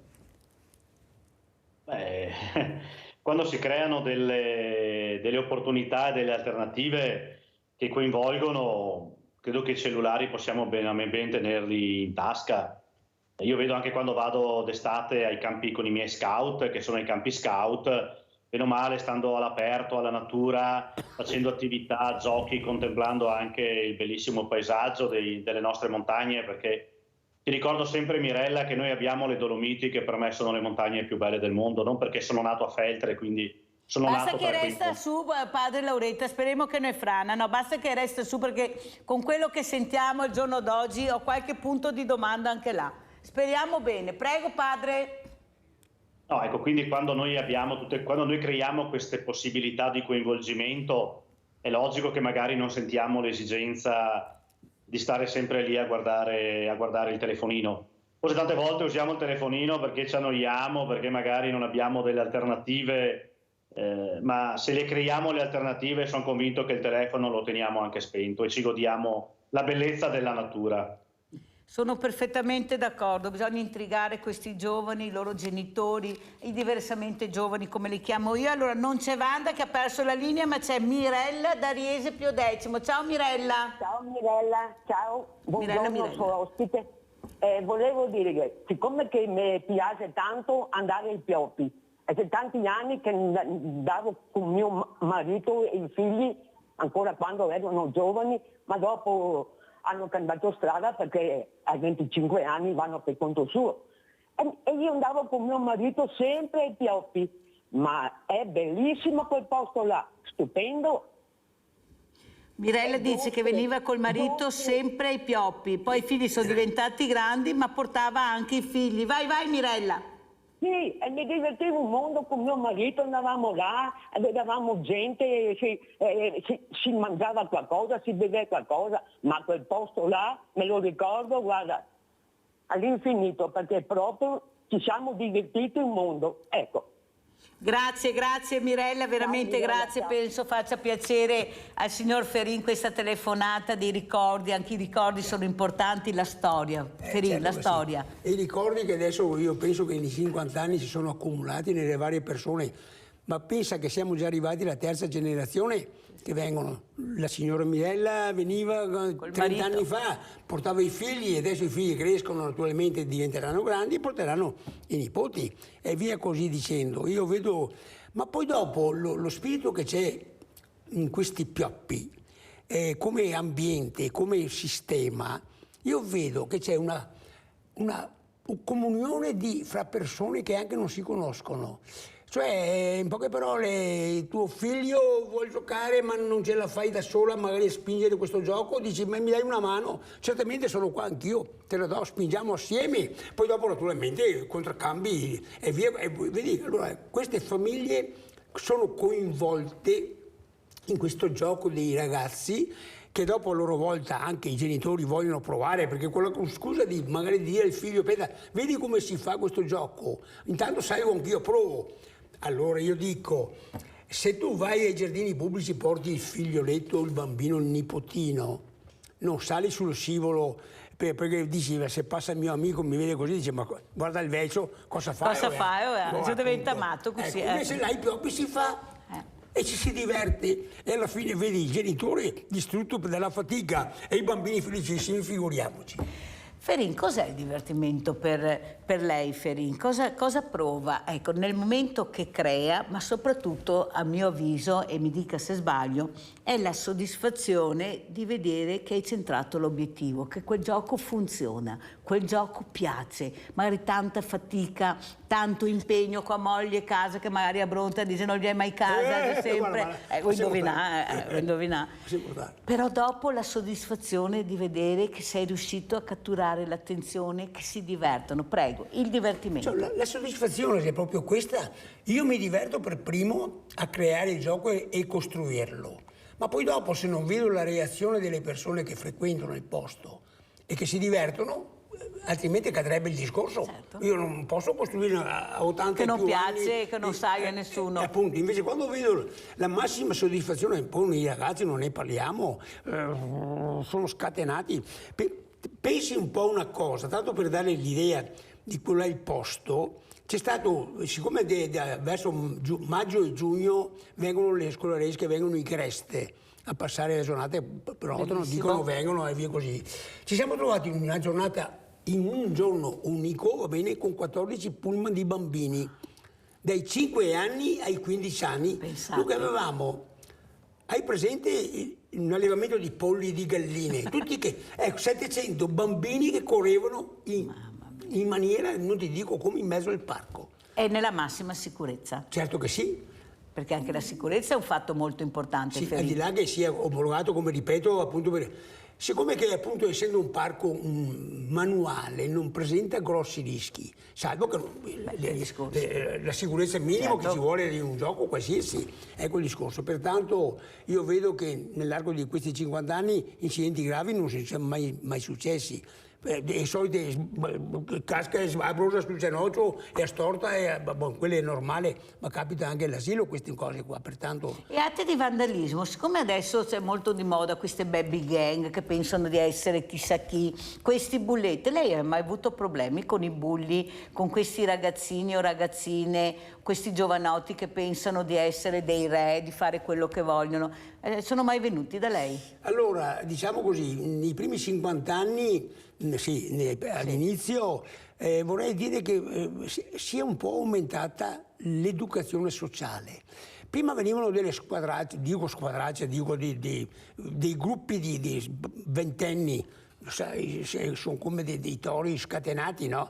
Facevano anche delle stupidate, ma mai atti di vandalismo veri e propri? No, stupidate sì. Ora, adesso io vedo, vuoi perché l'ambiente è frequentato come massima frequenza dalle famiglie, vuoi che anche se sono in mezzo questi gruppi si autogestiscono da soli perché dicono... Si isolano da soli? Sì, ecco, esatto, giocano in maniera normale e poi vanno tranquillamente. No, fortunatamente l'ambiente è sano da quel lato lì. Allora, padre Lauretta, è un pensiero che deve far riflettere questo. Dove c'è un controllo, ma non delle forze dell'ordine, c'è un controllo delle famiglie, questi bulletti non esistono, perché sanno che non avrebbero parola, non avrebbero voce e si autoisolano da soli, non creano problemi. Guarda che è un messaggio importante quello che sta dando il nostro Ferin. È un messaggio che veramente dobbiamo portare a conoscenza da chi di dovere. Cioè, se tu mi porti le famiglie a spasso anche per le città, per i centri storici, gli anziani, ma tanti, questi qua non ce l'hanno vinta, perché sanno di non avere la forza di contrastare. È un messaggio importante quello che sta dando Ferin, la ringrazio Ferin di questo. Prego, padre Lauretta. È un messaggio importantissimo, però dobbiamo anche dire che tante volte questi bulletti sono anche figli di altrettanti bulletti, perché devo essere onesto che tante volte vedo molta arroganza, superbia da parte di tanti adulti che hanno poca educazione e mancanza di rispetto, per cui qualche volta magari bisogna vedere il tipo di famiglia, se c'è una famiglia che insegna la buona educazione, che insegna l'umiltà e il rispetto del prossimo, e allora riesci anche ad avere poi le generazioni che hanno imparato e appreso. Ma se tante volte gli adulti sono i primi arroganti, superbi, perché magari gay e pensano che siccome mi gay posso fare quello che voglio, poi anche i loro figli crescono con la stessa identica mentalità. Posso dirti, Mirella, che io tante volte mi sono molto più scontrato con adulti arroganti che con ragazzi arroganti. Ed è quello che ha detto Ferin. Nel momento che io ho questi ragazzi che si trovano all'interno dei pioppi, loro non si permettono di fare determinate cose perché sanno che non le possono fare. Cioè si isola da solo, anche se provengono da famiglie, come ha detto lei, di bulli in casa, però dentro là non esiste. Cioè il messaggio che è importante, e il messaggio cos'è? La famiglia riunita, o sbaglio Ferin? Tutti assieme ci proteggiamo e nessuno ci fa del male. L'ho provato anch'io con le mie manifestazioni, tantissime gente, famiglie, a Villa Margherita, mai avuto problema, neanche un poliziotto, un vigile, mai, io non ho mai voluto nessuno, perché sapevo di avere le famiglie e le famiglie mi proteggevano e io ero sicura di questo ed è sempre successo così. Prego Ferino. È vero sì, però io vedi, quando io sento dire che magari l'insegnante redarguisce un bambino, uno studente, anche con un tono magari un po' severo, va bene, e questo ragazzo va a casa e dice: lei papà o mamma, ma la maestra mi ha detto, non dico insultato perché non si usa, ma fermo lì, domani mattina vengo io. E quando senti che un genitore si presenta davanti al professore o alla maestra con un tono è come per dire: come si permette lei che mio figlio è uno dei bravi? Ma io dico, cominciamo già a capire, caro reverendo, qua secondo me è molto importante il vostro insegnamento, che bisogna che insegni tanto ai genitori questa roba qua. No, i bambino è come una piantina, se tu la pieghi così, quella che si è storta davanti. E allora io dico, se il bambino o il figlio ha lo specchio del genitore che lo salva in tutte le situazioni anche peggiori, si rende conto che basta che lui faccia qualsiasi cosa, non è problema. Invece uno deve essere responsabile, ai propri figli, secondo me, bisogna inculcare e insegnare i principi base della vivere insieme con le persone. Il rispetto. Il rispetto. Se manca quello, manca tutto. Ecco il famoso discorso. Io vorrei vedere questi bulli che si parlava adesso, di vedere da che famiglie vengono fuori. Anche delle famiglie che si dicono tanto per bene, perché lasciamo perdere, vorrei io analizzare bene. Bravo Ferin, è quello che dico sempre anch'io, attenzione che l'albero dà frutti cattivi se però è l'albero che è malato, non è il frutto nasce, sei tu che lo fai diventare malato perché non lo curi. Ma c'è un peccato però, perché stiamo assistendo, ma mi dico a una degenerazione del sistema, perché non vedi, siamo sempre peso, non sai che andiamo verso il meglio, quando arriveremo sul fondo, e allora è pericoloso perché poi viene fuori un'altra volta un matto che ciappa in mala situazione, non parliamo, ecco, la storia mi dice cosa. La storia insegna e non va dimenticata. Padre Lauretta, lei il commento? Condivido il pensiero al 100%. Una volta, vedi Mirella, c'era un patto educativo tra le 4 realtà fondamentali. C'era un patto educativo tra la scuola, le istituzioni pubbliche, la famiglia e la Chiesa. Purtroppo questo patto educativo, per tante ideologie che sono venute fuori, è stato scardinato. Per cui oggi, come dicevamo prima, sentivo anche prima con i tuoi ospiti, il Far West, è vero, siamo nel Far West. Perché? Perché ognuno pensa di essere padrone, ognuno pensa che i suoi diritti siano gli unici validi, i diritti degli altri sono calpestati. E quando tu cerchi in qualche modo di riequilibrare, cerchi in qualche modo con il buon senso di dare regole di convivenza civile, vieni subito additato o di essere un fascista o di essere un medievale, perché la libertà, sì, siamo d'accordo, la libertà, però la libertà deve avere anche rispetto degli altri, e il rispetto degli altri qualche volta viene molto calpestato. Conto solo io, esisto solo io e gli altri sono funzionali a me, e questo secondo me è deleterio. Io sono convinto che il fondo l'abbiamo già toccato, credo che secondo me... Peggio di così. Senta padre Lauretta, sulla storia degli immigrati cosa mi dice? Ecco, come vede la situazione, ecco, anche queste nuove regole che verranno messe, lei come le vede? Proprio da persona che tocca con mano quella che è la povertà, che è la disperazione, la miseria, l'abbandono, la solitudine, chi ne ha più ne metta, la depressione, i suicidi, prego.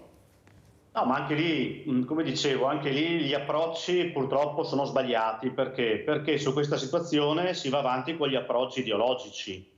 O tutto va bene, nulla va bene, tutto è giusto, tutto è sbagliato. Invece no, dobbiamo guardare le situazioni, dobbiamo cercare di capire dove poter intervenire, sapendo che in quelle situazioni là sicuramente ci sono delle persone che si trovano veramente nella necessità e nell'indigenza, però io dico sempre una cosa, e l'ho detto anche un'altra volta in trasmissione, Mirella, se ti ricordi. Se il problema è a monte, a valle puoi sempre solo tappezzare, ma non risolverai mai il problema. Siccome c'è un problema a monte, io credo che prima di tutto bisogna andare a risolvere il problema a monte, perché sennò a valle metteremo sempre pezze ma non risolveremo nulla. E io ho la convinzione che a livello internazionale, siccome ci sono dei grandi e grossi interessi, nessuno abbia voglia di risolvere il problema a monte. Penso anch'io, sono sulla stessa linea, il problema c'è ma non vogliamo risolverlo. E sa perché, padre Lauretta? Perché non ci dicono gli interessi che ci sono sotto. C'è, l'ho detto anche l'altro giorno, per me, un business di soldi spaventoso sulla pelle di queste povere persone. C'è un business di soldi che ha superato la droga, che ha superato qualsiasi il petrolio. C'è un business che qualcuno sta intascando con dei numeri pazzeschi, e questo sta facendo male a tutto quanto l'Europa, al mondo intero, a queste persone che hanno solo la colpa di essere nati nel momento sbagliato, nel posto sbagliato, e non ce la fanno più. Pensate alle guerre che ci sono nel mondo, noi vediamo sempre quella più vicina, ma pensate anche in questo momento quante persone stanno morendo, bambini, anziani, per cosa? Non hanno fatto niente. Eppure stanno morendo per arricchire qualcuno, perché questo è il problema, l'arricchimento. Il suo arricchimento invece, questo arricchimento che lei porta dentro il suo cuore, che lo porterà per sempre, questa semina fatta bene, questa famiglia che ha capito l'importanza di continuare questo lavoro, non una famiglia arida, ma una famiglia con dei frutti che continua veramente a fiorire. Prego. Ma come dicevo, secondo me, penso che la violenza o la cosa nasca assieme all'uomo, faccia parte dell'umanità, è solo che in quel momento, essendo persone che si ragiona, bisogna cercare anche di incanarla in maniera positiva la questione della convivenza. E purtroppo invece a volte ci scappa di mano, quando che fa baruffa, comincia magari per scherzo, io cominciavo e dopo finì che si rompe il naso, perché in un momento perde il lume, no? E l'uomo è fatto così purtroppo. Dico purtroppo e non c'è niente da fare. È vero, leggi stamattina, ieri sul Karabakh, là, si scoppiato un altro colpo, non guerra ancora, ma ora mi dico, tutte queste che ti fa vedere, queste battaglie, questi morti, questa gente che non serve niente. Non serve niente. Non dobbiamo imparare niente della storia antica o vecchia o quantomeno recente. Niente. Noi siamo ancora fortunati qua in Europa che dopo 50-70 anni di pace siamo ancora, diciamo ancora, perché non metto le mani avanti perché non so come... Non si sa mai? Che arriva sto pazzo con queste armi nucleari che non si sa ancora, le hanno create e adesso qualcuno deve spiegarci a cosa serviranno, visto che le hanno create. Speriamo che riescano a capire che l'uomo invece va visto in un'altra forma, come creatività. Ecco, la creatività, quella è la mia domanda adesso per arrivare ai giovani. Dicono che i giovani non sono creativi, non sanno fare i meccanici, anzi complimenti e la ringrazio per essere venuto con la tuta. Vi ricordate le famose tute da meccanico? Una volta erano i meccanici adesso sono visti gli operai come gli ultimi di Farghi, a cui oggi è un operaio, come che non contasse niente se la creatività in persona. L'operaio e la creatività. L'ultimo Poto Farghi, qui oggi un operaio, pensate, ma veramente fuori di testa, completi. Ecco, la creatività nei giovani c'è. Quando salgono su queste bellissime, veramente giostre, ma sono delle opere d'arte, chiedono com'è fatta, sono curiosi. Come sono i giovani? Sono molto pochi quelli che sono curiosi. Io li vedo magari quando mi si avvicinano, mi chiedono magari dei particolari che magari non ti aspetti da un ragazzino. Va bene, ma ripeto, sono molto pochi. Normalmente tutti giocano, si divertono, anche perché sono giochi particolari che non li trovi più in giro ormai. Siamo abituati al Luna Park famoso, guardala, alle sagre che vai, ti siedi, paghi il tuo biglietto e aspetti che lo metto, ti faccia fare il giretto. No? Invece qui no, devi partecipare in prima persona, devi essere te che fai funzionare e per il divertimento. Allora, il protagonista diventa il ragazzo, il genitore è loro. Ma io dico però, non è neanche tanto colpa di questa gioventù di oggi, perché sono nati in un momento che c'è tutto e c'è di tutto. Tutto pronto. E noi genitori, io mi attribuisco una grossa colpa, che noi per amore diamo troppo ai nostri figli, troppo. E qualche volta bisogna dire di no più spesso, perché sennò dire sempre di sì, cresce chi pensa che basta avere la bocca, che arriva sempre, non va mica bene, no. Ecco perché questi ragazzi non sentono il desiderio o il bisogno di avvicinarsi magari a qualche... No, vanno avanti in maniera apatica, non vedi. Cosa vuoi fare da grande? A me, io mi porta che mi gira le ricce davanti quando che sento queste robe qua. Cosa vuoi fare da grande? Il manager. Cioè, pronto il telefono, computer, manager. Ma scusa, dico, e le patate che ti piacciono, le patatine, chi è che le va a raccogliere e seminare? Bocca aperta è ora, bocca aperta. Ecco. Allora andiamo a vedere anche questo video, presentazione veramente di questa nuova illuminazione della chiesa Santa Giustina. Illuminazione nuova chiesa Santa Giustina. Andiamo a vedere. Santa Giustina si accende di nuove luci e illumina Prato della Valle. Ieri sera alle 21 il sindaco Giordani insieme al vice sindaco Michalizzi e all'assessore Bressa ha acceso la nuova illuminazione davanti ad un centinaio di cittadini accorsi per vedere lo spettacolo. Il nuovo impianto a LED composto da 12 fari è il frutto di un investimento approvato dalla giunta padovana di 55.000 euro in collaborazione con Era Luce. La basilica risplende stagliandosi su Prato della Valle in tutta la sua imponente magnificenza. La nuova illuminazione fa parte di un più ampio progetto di riqualifica urbana dell'area che interesserà l'ex Foro Boario, il cui frontone è già stato restaurato, e via 58ª Fanteria, dove sono in corso i lavori per lo stombinamento del canale a Licorno con la creazione di una nuova pista ciclabile. Intanto complimenti padre Lauretta a lei e chi ha deciso di fare di questa veramente bellissima chiesa Santa Giustina anche un qualcosa che va oltre il buio, la luce, anche se in questo momento con queste bollette che veramente dovremmo anche parlarne in futuro, che aumentano sempre di più, non si sa perché, c'è una speculazione che continua, che è da rabbrividire, ma soprattutto l'importanza della luce, ecco, la luce anche divina, che forse dovrà far riflettere qualcuno, io spero, perché così non ne possiamo più, siamo nel buio più tetro, lo dico io, c'è un autunno che fa spavento a tantissimi, lo dicono in pochi, però sentite quando io ho ospiti competenti, quelli che sanno di quello che parlano, di quello che dicono, non è da stare molto allegri. Prego, padre Lauretta. Quello sì, ci sono veramente purtroppo tante nubi, però noi sappiamo che la luce vera, che è la luce della speranza, la luce dell'amore, è capace di diradare tante nubi, solo che dobbiamo permettere veramente a questa luce di poter entrare nella nostra vita. E per quello che riguarda l'illuminazione, Santa Giustina è anche un monumento nazionale, quindi diciamo che non è direttamente opera mia, ma è un progetto che era stato condiviso con la sovrintendenza ai beni architettonici, però c'era veramente bisogno perché quell'angolo era un angolo molto buio ed era anche ricettacolo purtroppo qualche volta di spaccio, per cui credo che una illuminazione adeguata possa anche permettere una maggior sicurezza dell'area, questo è sicuro. Padre Lauretta, la creatività ai giovani, dobbiamo correre perché purtroppo siamo quasi in chiusura. Ecco, come intrigare questi giovani? Ha sentito cosa ha detto il nostro Feri? In pochi chiedono, ma quei pochi li coltiverei, devo dire la verità, cercherei di supportarli, sapere veramente cosa vogliono, perché loro hanno le idee chiare. Io ho avuto dei ragazzi che creano dei robot meravigliosi, abbiamo avuto veramente Don Magoga che ha fatto vedere delle cose incredibili con queste scuole professionali. Ci sono, è che li vediamo poco, ma ci sono questi ragazzi che creano dal niente un qualcosa di importante anche con materiale riciclato. Prego, Don Lauretta. Buongiorno, venga pure che la No, i giovani secondo me hanno una grandissima creatività.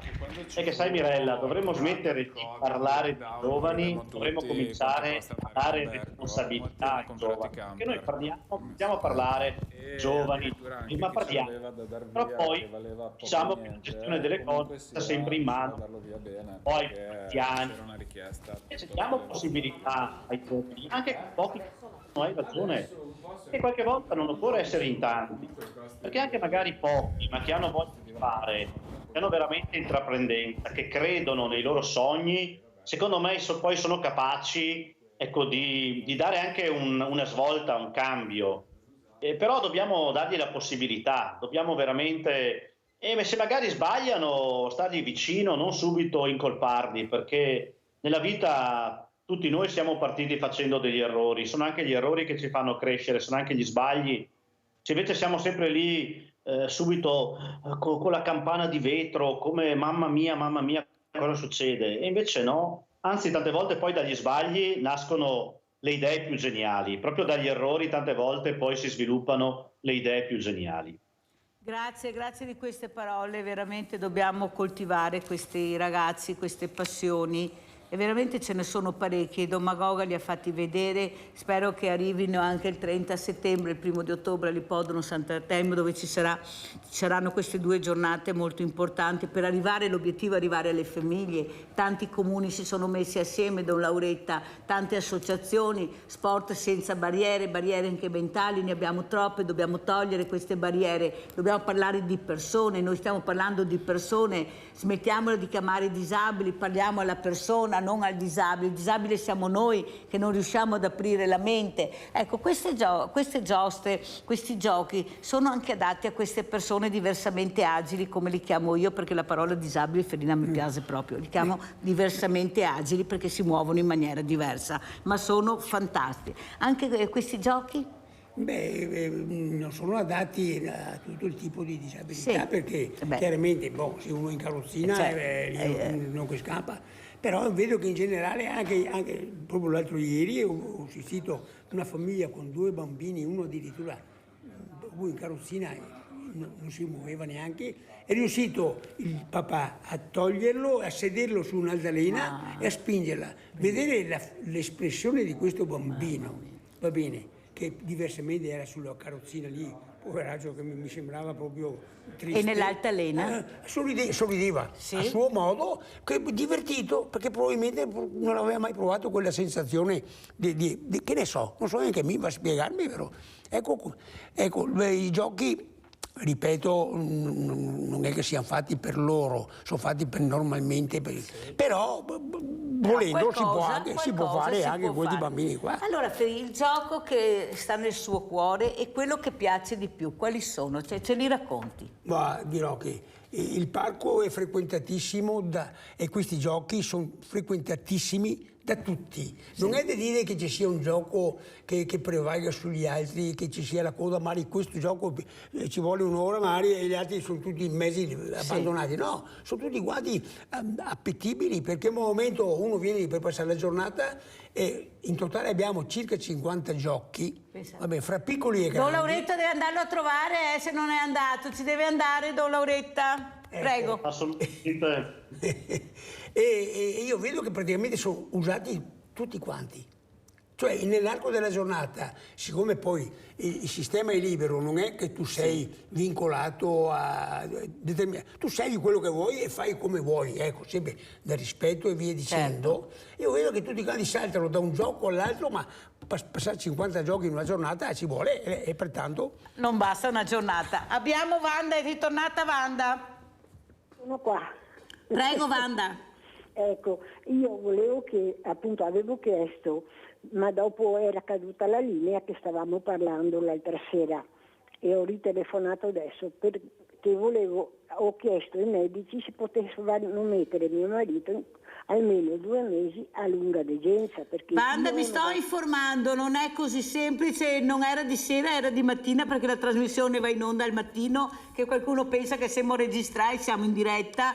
Wanda, vi sto informando, non è semplice perché non ci sono strutture, Wanda. Abbiamo delle liste d'attesa come tuo marito, come la tua famiglia enormi. Sto informando e ti farò sapere, non mi ero dimenticata, sai che prima di parlare mi informo molto bene. Però purtroppo la situazione non è rosea perché non ci sono strutture in base anche alle richieste che ci sono. Ma non mi ero dimenticata, Wanda, ti avrei chiamato, ma al momento non ho nessun riscontro, perciò se so qualcosa ti richiamerò. Tieni duro comunque, Wanda, perché chissà che non ce la facciamo a far capire che forse, come ho detto da questa mattina, i soldi, i milioni e i miliardi dovrebbero essere spesi per aiuto alle persone, servizi alla persona, aiuti alla famiglia e non per cose strane che qualche faraone si inventa e al mattino decide di farle, tanto con i soldi non suoi, nostri, faccio quello che voglio. No, non può continuare così, non può continuare così.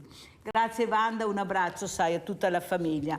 Allora, padre Lauretta, ecco qua, ha chiamato Wanda, una situazione penosa, il marito che non riesce più a gestire a casa, ha dei bisogni veramente importanti, perciò dovrebbe essere veramente portato in qualche RSA, però non ci sono le strutture. Ecco qui, poi sentiamo parlare di miliardi sulla pista da bob, su cose che non interessano, abbiamo dei debiti da pagare non voluti da noi che hanno dei numeri incredibili, impressionanti, servivano queste strutture, queste mega strutture, non si sa, però dovrebbero anche capire che siccome lo Stato siamo noi, dovrebbero anche ascoltarci un po' di più. Noi abbiamo bisogno di servizi alla persona, abbiamo una popolazione che sta invecchiando, una popolazione che quando si invecchia purtroppo arrivano anche gli acciacchi, c'è niente da fare e fortunatamente qualcuno solo acciacchi ma altre cose più gravi. Cosa vuole dire alla politica? Padre Lauretta, lei che tocca, che sente questo contatto umano che diventa sempre più fragile, più debole, più invisibile. Prego.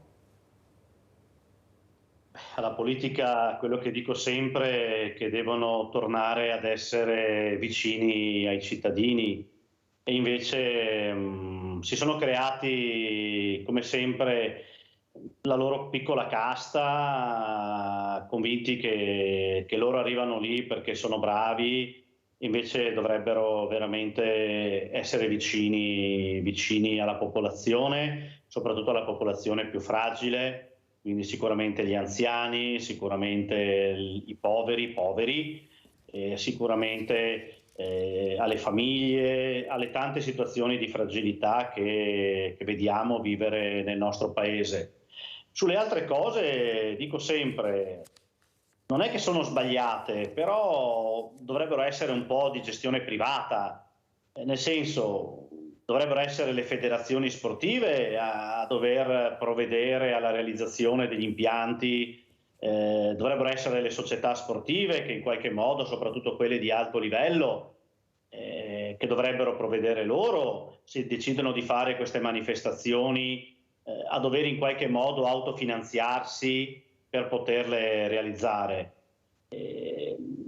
Perché dicono sì, ci sono introiti, ma io ho visto tante volte che invece poi le strutture sono state create, pensiamo a tante strutture delle Olimpiadi di Torino 2006, tante strutture sono poi lì abbandonate. Se dopo non c'è, perché sono le opere in sé, ma se poi queste opere non portano un beneficio, non c'è un utilizzo, ma restano circoncise solo all'evento, tanto mi vale, insomma. Invece tante volte purtroppo è così. Cos'è la cosa che la preoccupa di più, don Lauretta? Ecco, lei che sente questi anziani, queste famiglie che non ce la fanno più. Lei lo sa che io il Banco Solidale anche mercoledì i numeri crescono sempre di più, proprio non ce la fanno, sono famiglie normali, non riescono più a fare la spesa perché hanno gli affitti, i mutui, non resta più niente, non riescono più a gestire la famiglia. Questo diventa un problema, i bambini che vanno a scuola che non hanno il coraggio di dire, ma si vergognano perché non hanno lo zaino alla moda, non hanno i colori, quello che è le scarpe, la maglia firmata. Guardate che è passato veramente un messaggio devastante, padre Lauretta, ma veramente un messaggio devastante. Qualcuno si rende conto quanto male stanno facendo a questi bambini che non hanno la possibilità di avere lo zaino firmato, le scarpe firmate e si vedono proprio attaccati dai bulli. Avete visto quel ragazzino che si è suicidato, 15 anni, Cioè è una cosa pazzesca. Voi non avete idea quanto male stiamo facendo a questi bambini con questi messaggi devastanti di questa moda, di queste veramente influencer che non so veramente da che parte più riuscire a capire, ma serviva veramente questo? Prego, padre Lauretta. Assolutamente no, potrei anche essere cattivo in questi casi, ma vorrei evitarlo però torniamo sempre al discorso di prima. Se uno viene educato in famiglia al rispetto dell'altro, a non giudicare, se uno viene educato in famiglia a sapersi accontentare, a saper riconoscere che i veri valori sono la salute, il rispetto del prossimo, allora forse magari si cresce anche nel sapersi accettare. Se invece purtroppo già in famiglia si insegna a ostentare, si insegna a far vedere io sono migliore dell'altro, si parte sempre da lì. In fin dei conti, come si diceva prima, la piantina cresce in base a come uno la concima, come uno la fa crescere, come uno la tratta. Per cui alla fine siamo sempre lì. E purtroppo manca il patto educativo, mancano i valori educativi. Abbiamo voluto togliere tutto, annullare tutto in nome di chissà che cosa, perché tutto quello che sembrava dovesse essere un miglioramento, poi vengono a parlare del Medioevo. Magari fossimo ancora nel Medioevo. Nel Medioevo forse le cose a volte andavano anche meglio. Invece qui si è pensato di destrutturare tante cose pensando di migliorare, invece, come abbiamo detto prima, Far West, menefreghismo, indifferenza, assoluto dominio del proprio ego, egocentrismo allo stato puro, e i risultati si vedono: mancanza di empatia, mancanza di rispetto, maleducazione, giudizio, isolamento. E questi sono i risultati sul campo, questi sono i risultati sul campo. Non è che sono teorie. Abbiamo Graziella da Mestre. Ciao Graziella. Ciao Mirella, buongiorno ai suoi ospiti. Come dicevo l'altra volta, parte tutto dalla famiglia, Mirella. Bisogna insistere sulla famiglia, perché noi al nostro centro abbiamo fatto per i ragazzi che vanno a scuola degli zaini, ma anche gli stranieri non vogliono più zaini che non sono di marca, perché un negozio di zaini non vogliono sapere neanche gli stranieri, vogliono veramente roba di marca, perché proprio si sentono defraudati, non so, proprio veramente quaderni nuovi, niente, non li comprano mai niente, quindi veramente parte tutto dalla famiglia, proprio veramente. Non hanno provato veramente la povertà, la dignità, da trovarsi insieme, da parlare. È cambiato il mondo, ma in peggio. Grazie Mirella e grazie ai suoi ospiti. E mi piace molto il Signore dei Pioppi proprio. Sì, vai a vedere cosa ha creato questo uomo assieme alla famiglia, perché da soli non si va da nessuna parte, anche se la creatività è tutta sua, però ha creato una cosa fantastica. Allora, io vorrei anche chiudere adesso questa parte sia con il signor Ferin che con padre Lauretta, per questa locandina che faremo vedere, che fa capire l'importanza del lavoro. Ha tu voglia di lavorare i Pioppi? Andiamo a vedere la locandina. Perché questa locandina? Perché è stata un'idea del nipote. Che si chiama? Francesco. Ciao Francesco, guarda che la prossima volta devi venire qui anche tu. Magari. No, per fare qualcosa di nuovo, perché io avevo dei dubbi, vista la situazione com'è, che non si trova manodopera, personale. Pensi che abbiamo un ristorante sull'Osteria dei Pioppi che è chiuso da 5-6 anni per mancanza di personale, mi dica lei e lavorava piene. Praticamente dico, ragazzi, adesso come facciamo adesso per assumere, come facciamo ogni anno di solito in primavera, quando si apre la stagione per noi di lavoro. Voi continuate da primavera a autunno? Aprile-ottobre facciamo. Tutto ottobre? Sabato e domenica. Ecco, lo diciamo anche. Certo, sabato e domenica è aperto come sempre, eccetto il mese di agosto che siamo aperti tutti i giorni, eccetto il lunedì. Okay. Ecco, questo è il programma dell'apertura dei Pioppi. Sì, dicevo appunto, mancanza di personale. Allora dico, come faremo adesso? Perché facciamo fatica a trovarne, no? Grazie anche al nostro reddito di cittadinanza che ha elargito dei soldi a pioggia, praticamente questi ragazzi. Ma d'altra parte, porto l'esempio di un ragazzo che è venuto. Io avrei bisogno di lavorare, sei capitato giusto, ho detto io. Tanto per cominciamo a dire cosa mi dai di stipendio, di paga, allora cosa devo prendere? Io dico, faccio l'esempio semplice per capire subito, ti do 1000 lire.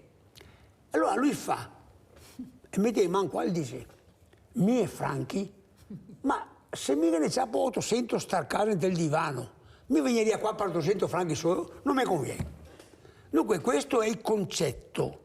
Per conto mio questo reddito di cittadinanza ha fatto solo male, danni, che ha messo in testa a gente che si può anche vivere senza lavorare, senza impegnarsi.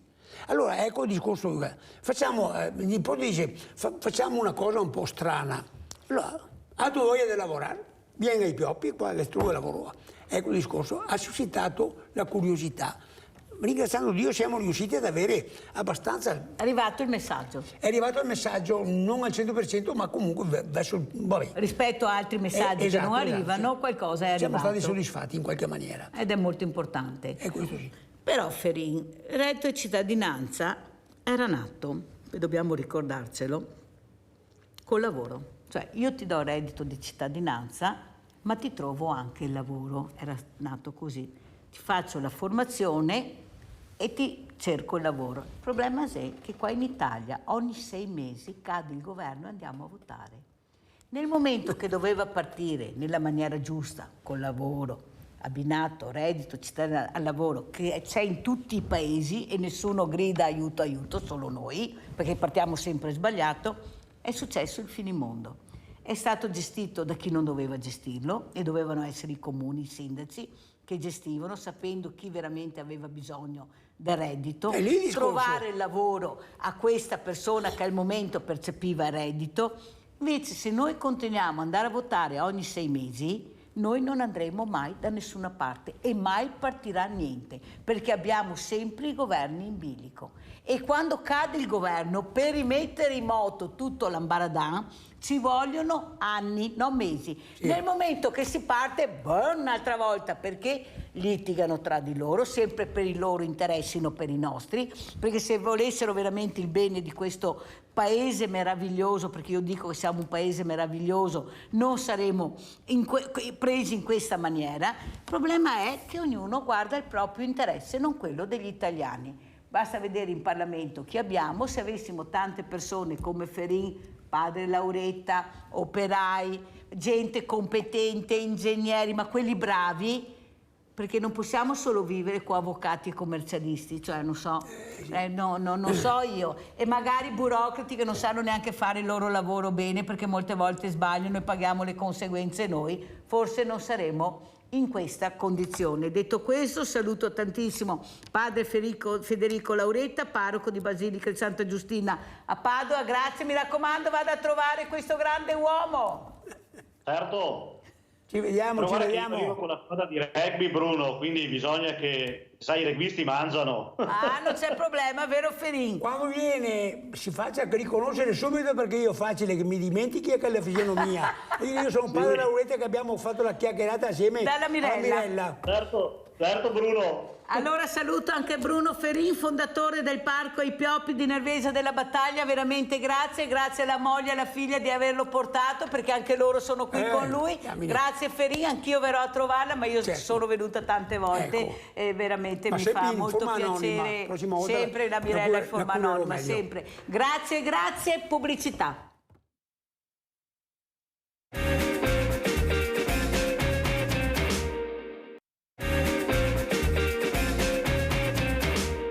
Vi presento altri graditi ospiti. Abbiamo in presenza Luigi Galdato, manager, consigliere comunale a Treviso con la Lega, Salvini, non si sa bene, Zaia, Conte, girano nomi, poi sentiremo. Saluto anche Maurizio Framba, Presidente Federconsumatori Verona. Grazie anche lei Presidente di essere qui. Io partirei proprio da lei perché abbiamo chiuso parlando di famiglie, queste famiglie che veramente stanno sempre più faticando, ma sempre più con i sudori perché non arrivano più a fine mese, alla terza settimana.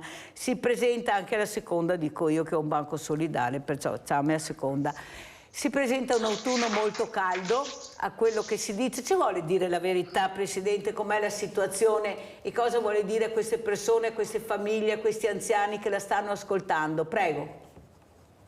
Sì, buongiorno a tutti e a tutte e anche ai telespettatori.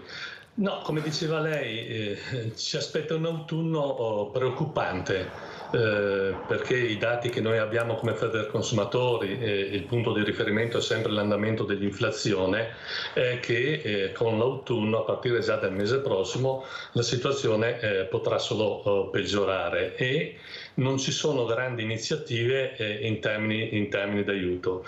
Questo ultimo anno di inflazione a 2 cifre, soprattutto nella parte finale del 2022, ha lasciato segni preoccupanti. Ha diviso ancora di più la ricchezza tra soprattutto le aziende e i consumatori normali, perché in realtà tutti gli studi che noi abbiamo approfonditi, anche quelli del Fondo Monetario Internazionale, dicono che in realtà l'inflazione che stiamo subendo nei paesi europei, soprattutto in Italia, sono dovute viene definita in termini tecnici inflazione da avidità, cioè un'inflazione che è stata creata soprattutto da parte delle aziende in una logica di aumentare i profitti. Siamo molto preoccupati, alcuni provvedimenti del governo li stiamo osservando, secondo noi sono insufficienti anche se sono dei segnali, vedremo perché sapete tutti che è stata fatta questa famosa carta dedicata a te che è partita a luglio. Nella prossima settimana dovrebbe partire l'operazione Carrello Tricolore, poi eventualmente la approfondiamo se qualcuno è interessato, se c'è interesse da parte vostra, però tutto ancora molto insufficiente anche perché sono operazioni che hanno una durata fino al 31 dicembre. Abbiamo Maurizio da Arre. Ciao Maurizio, se non mi cade la linea vai. Ciao Mirella, buongiorno a tutti, ai tuoi ospiti in studio. Vorrei parlare un attimo col Presidente Framba, che è della Federconsumatori. Allora, io, dottor Framba, come naturalmente gli altri operai, come tutti gli operai che stanno lavorando, perché io faccio nel settore delle pulizie, ci rendiamo conto che la benzina è andata alle stelle perché noi ci dobbiamo spostare, io parlo del mio settore, ci dobbiamo spostare ogni giorno, quindi consumo di benzina, eccetera, e tutta una serie di cose, ma si arriva a fine mese che hai una spesa in più, quella della benzina. Per conto mio, cioè per quanto mi riguarda, sono 150 euro in più solo di benzina, ripeto, poi oltre alle spese e quant'altro, vabbè, non sto qui a elencare. Allora, quello che io vorrei chiedere non è la possibilità di portare a ribasso questa maledetta benzina e tutti i carburanti in maniera di agevolare le persone che si possono spostare per lavorare, eccetera, e naturalmente anche per i cibi. Ecco, questo vorrei chiedere. Ciao Mirella, buona giornata a tutti voi. Grazie Maurizio, ti risponderà subito il Presidente Framba, ma prima permettetemi di presentare anche l'altro ospite, Luigi Caldato, manager, perciò sa di cosa stiamo parlando, di lavoro, di welfare, si occupa anche di sociale. Allora, la situazione? La situazione, il quadro l'ha già fatto il Presidente, mi pare che sia abbastanza preoccupante, ma non dobbiamo neanche lasciarci prendere da questa ansia e da questa preoccupazione. Noi dobbiamo lottare, dobbiamo tentare adesso anche con gli interventi del governo di modificare un po' il tiro. È sicuramente una situazione abbastanza complicata, difficile. Direi che noi siamo anche allenati a questo e quindi dovremmo trovare il modo per superare anche questo momento. Credo che il governo Meloni si stia muovendo in questa direzione, qualcosa, come ha detto il Presidente, sta già facendo, si sta muovendo, speriamo in un proseguo. Adesso bisogna, tra le altre cose, una delle prime cose da fare è planare o calmare i tassi di interesse, perché siamo passati da uno 0,75 a un 4,5%, quindi già questo è molto preoccupante, già questo dà il segnale di come siamo messi. Comunque ci siamo, bisogna stare sul pezzo e lavorare. Prego Framba, che rispondiamo anche al nostro Maurizio che aspetta la risposta, prego. Direi di sì, la domanda è proprio una delle domande che vengono fatte in questo periodo, anche perché il petrolio sta arrivando ai 100 euro. Il petrolio a 100 euro vuol dire che la benzina supererà non i 2 euro perché li ha già superati, ma andrà oltre il 200, cioè il 2,1. È chiaro che è una situazione insostenibile per chi ha a che fare con mezzi propri, non per andare in vacanza, anche se è importante andare in vacanza, anche se le persone sono sempre meno, ma per chi deve andare a lavorare. Guardate, sono anni e anni che le associazioni dei consumatori, in particolare Federconsumatori, chiede la revisione delle accise. C'è all'interno del prezzo del carburante una tassa occulta che con l'aumento della benzina, del petrolio, porta di fatto ad un aumento di quelle che sono le tasse indirette che ognuno di noi verserà al governo. Senza polemica, se vi ricordate quel famoso video prima delle elezioni dell'attuale Presidente del Consiglio, quando si presentava davanti al benzinaio, al gestore della pompa, e diceva: ma io ti voglio pagare solo la benzina, tu devi restituirmi quello che non è il prezzo della benzina. E gli restituiva esattamente la metà di quello che era il prezzo della benzina. Beh, adesso senza polemica, la Presidente del Consiglio è quella persona che faceva quel video, dovrebbe muoversi su questo percorso, perché le accise sono un pezzo considerevole di quello che è il costo della benzina. L'altra cosa è, mi collego indirettamente all'intervento del signor Maurizio, è che oltre che l'aumento del petrolio c'è un dato preoccupante dal punto di vista economico. Condivido un po' il discorso del dottor Caldonato, che siamo allenati, ma attenzione che continuare a allearsi, continuare a soffrire, corriamo il rischio di avere dei traumi o di avere delle fratture. Siamo in una situazione complicata. Comunque, dicevo, l'altro elemento che crea preoccupazione è quello dell'aumento dello spread. Abbiamo lo spread che è a 180, all'inizio dell'anno dovrebbe arrivare sui 210, questo vuol dire un maggior debito che deve fare il nostro Paese per pagare gli interessi dei titoli che vengono emessi, e questo aumento di quelli che sono gli interessi vuol dire che in qualche modo questi soldi bisogna trovarli fra le persone, i cittadini italiani, vuol dire aumento della povertà. Io in rappresentanza dell'associazione Federconsumatori sono estremamente preoccupato, e la domanda iniziale: sarà un autunno difficile? Sarà sicuramente un autunno difficile, perché sono anni che le retribuzioni non vanno di pari passo con l'inflazione. L'inflazione, come dicevo prima, anche se si è ridotta, siamo ad agosto al 5,4, sì, si è ridotta rispetto a un anno fa, non tantissimo. All'interno di quello che è l'inflazione complessiva c'è una divisione di spesa, così viene chiamata tecnicamente, che è quella dei beni alimentari, che non si riduce, continua ad essere vicina alle 2 cifre. L'inflazione è al 5,4, ma l'inflazione all'interno della divisione di spesa, che fa parte della quotidianità, cioè il carrello della spesa, è intorno al 10%. Voi capite che è tutto lì il gioco. La gente deve ridurre quelli che sono i beni primari, e tra i beni primari, per uno che lavora con mezzo proprio, come diceva il signor Maurizio, c'è anche la benzina.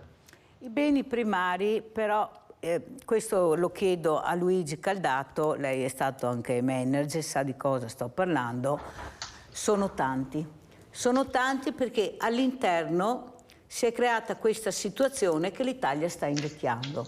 E quando i vecchi cominciano ad arrivare gli acciacchi, cominci ad avere problemi di salute, e la salute costa tantissimo.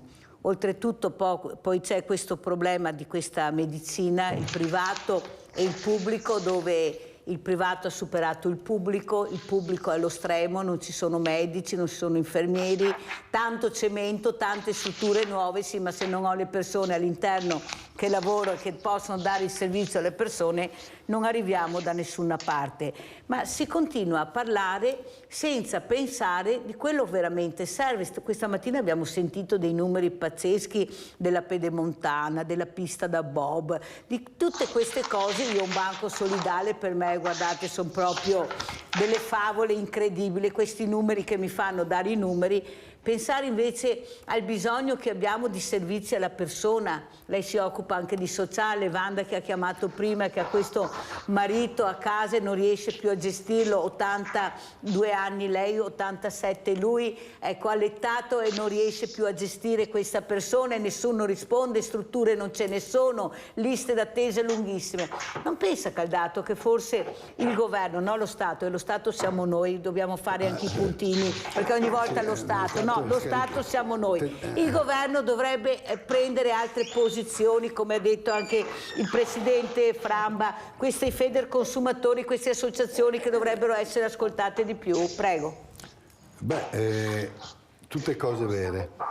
Partirei proprio da un, secondo il mio punto di vista personale, da un punto focale della questione, che è la sburocratizzazione di sto paese. Bisogna sburocratizzare il paese. Siamo legati a delle burocrazie, a delle norme, a delle cose insostenibili. Quindi questo è il primo punto sotto l'aspetto addirittura gestionale e di managerialità del paese. Dobbiamo spostare l'asse. L'asse della burocrazia non ci fa più lavorare. Siamo bloccati a tutti i livelli, ma sul mondo dell'amministrazione, sul mondo dei servizi, sul mondo delle case di riposo, degli ospedali. Cioè non c'è cosa che si possa muovere in questo paese se non si passa attraverso questa macchina che si chiama burocrazia.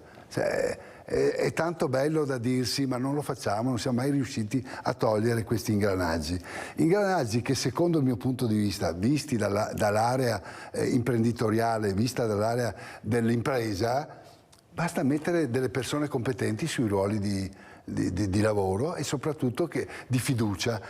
Non ci fidiamo più dei manager che vanno a gestire tutti gli istituti pubblici, ma devono durare 2 mesi, poi vanno a casa e hanno finito di entrare nel circuito pubblico. Cioè, bisogna entrare in questo ordine di idee. Un dirigente che sbaglia in azienda, dopo 2 ore lo mettono all'ufficio del personale e dice: signore, quella è la porta, arrivederci, grazie, questo è il suo dovere, e ci vediamo. Qua non funziona così, non riusciamo a sburocratizzare. Io lo porto per esempio, che diceva anche adesso il Presidente, non si può pensare che questo Paese possa andare avanti quando improvvisamente dallo 0,75% di tasso di interesse me lo porti a 5. L'inflazione al 5% eravamo a 0. Cioè, come può stare in piedi un Paese? Quindi è tutto un meccanismo che dovremmo andare a smuovere, a rivedere, ma con una visione futura, fresca, determinata. Cioè non possiamo più pensare di avere la macchina pubblica che non funziona. Chi dovrebbe avere la visione? La visione è derivata prima di tutto da un ingranaggio di anacronismo tra il potere di destra e di sinistra. Bisogna togliere queste cose qua, basta. È anacronistico oggi pensare che sei di destra e sei di sinistra. C'è l'interesse di un paese da mettere in piedi, le difficoltà, come abbiamo sentito, sono a tutti i livelli. Mi ha parlato di anzianità, di case di riposo piene. Parliamo di case di riposo, parliamo di teatri di questi giorni con la fondazione che ho sentito ieri il Presidente Zaia in conferenza stampa. Parliamo, cioè, quando si va a muovere qualcosa che è associazione, che è cooperativo, non ci si muove più, ci si ferma. Parlare di fondazione dei teatri pare che parliamo di cose che stanno sulla Luna. E io, con tutto il bene che voglio al Presidente Zaia, con la proposta di legge dell'articolo 23 che aveva fatto quando è arrivato nel 2015 per sburocratizzare le IPAB, siamo ancora fermi, piantati. Hai sentito Wanda? Perché non riesci ad avere la risposta? Siamo che si gestisce una delle aziende più grosse della città di Treviso a livello di numero di personale impiegato, siamo con la legge Crispi 1890.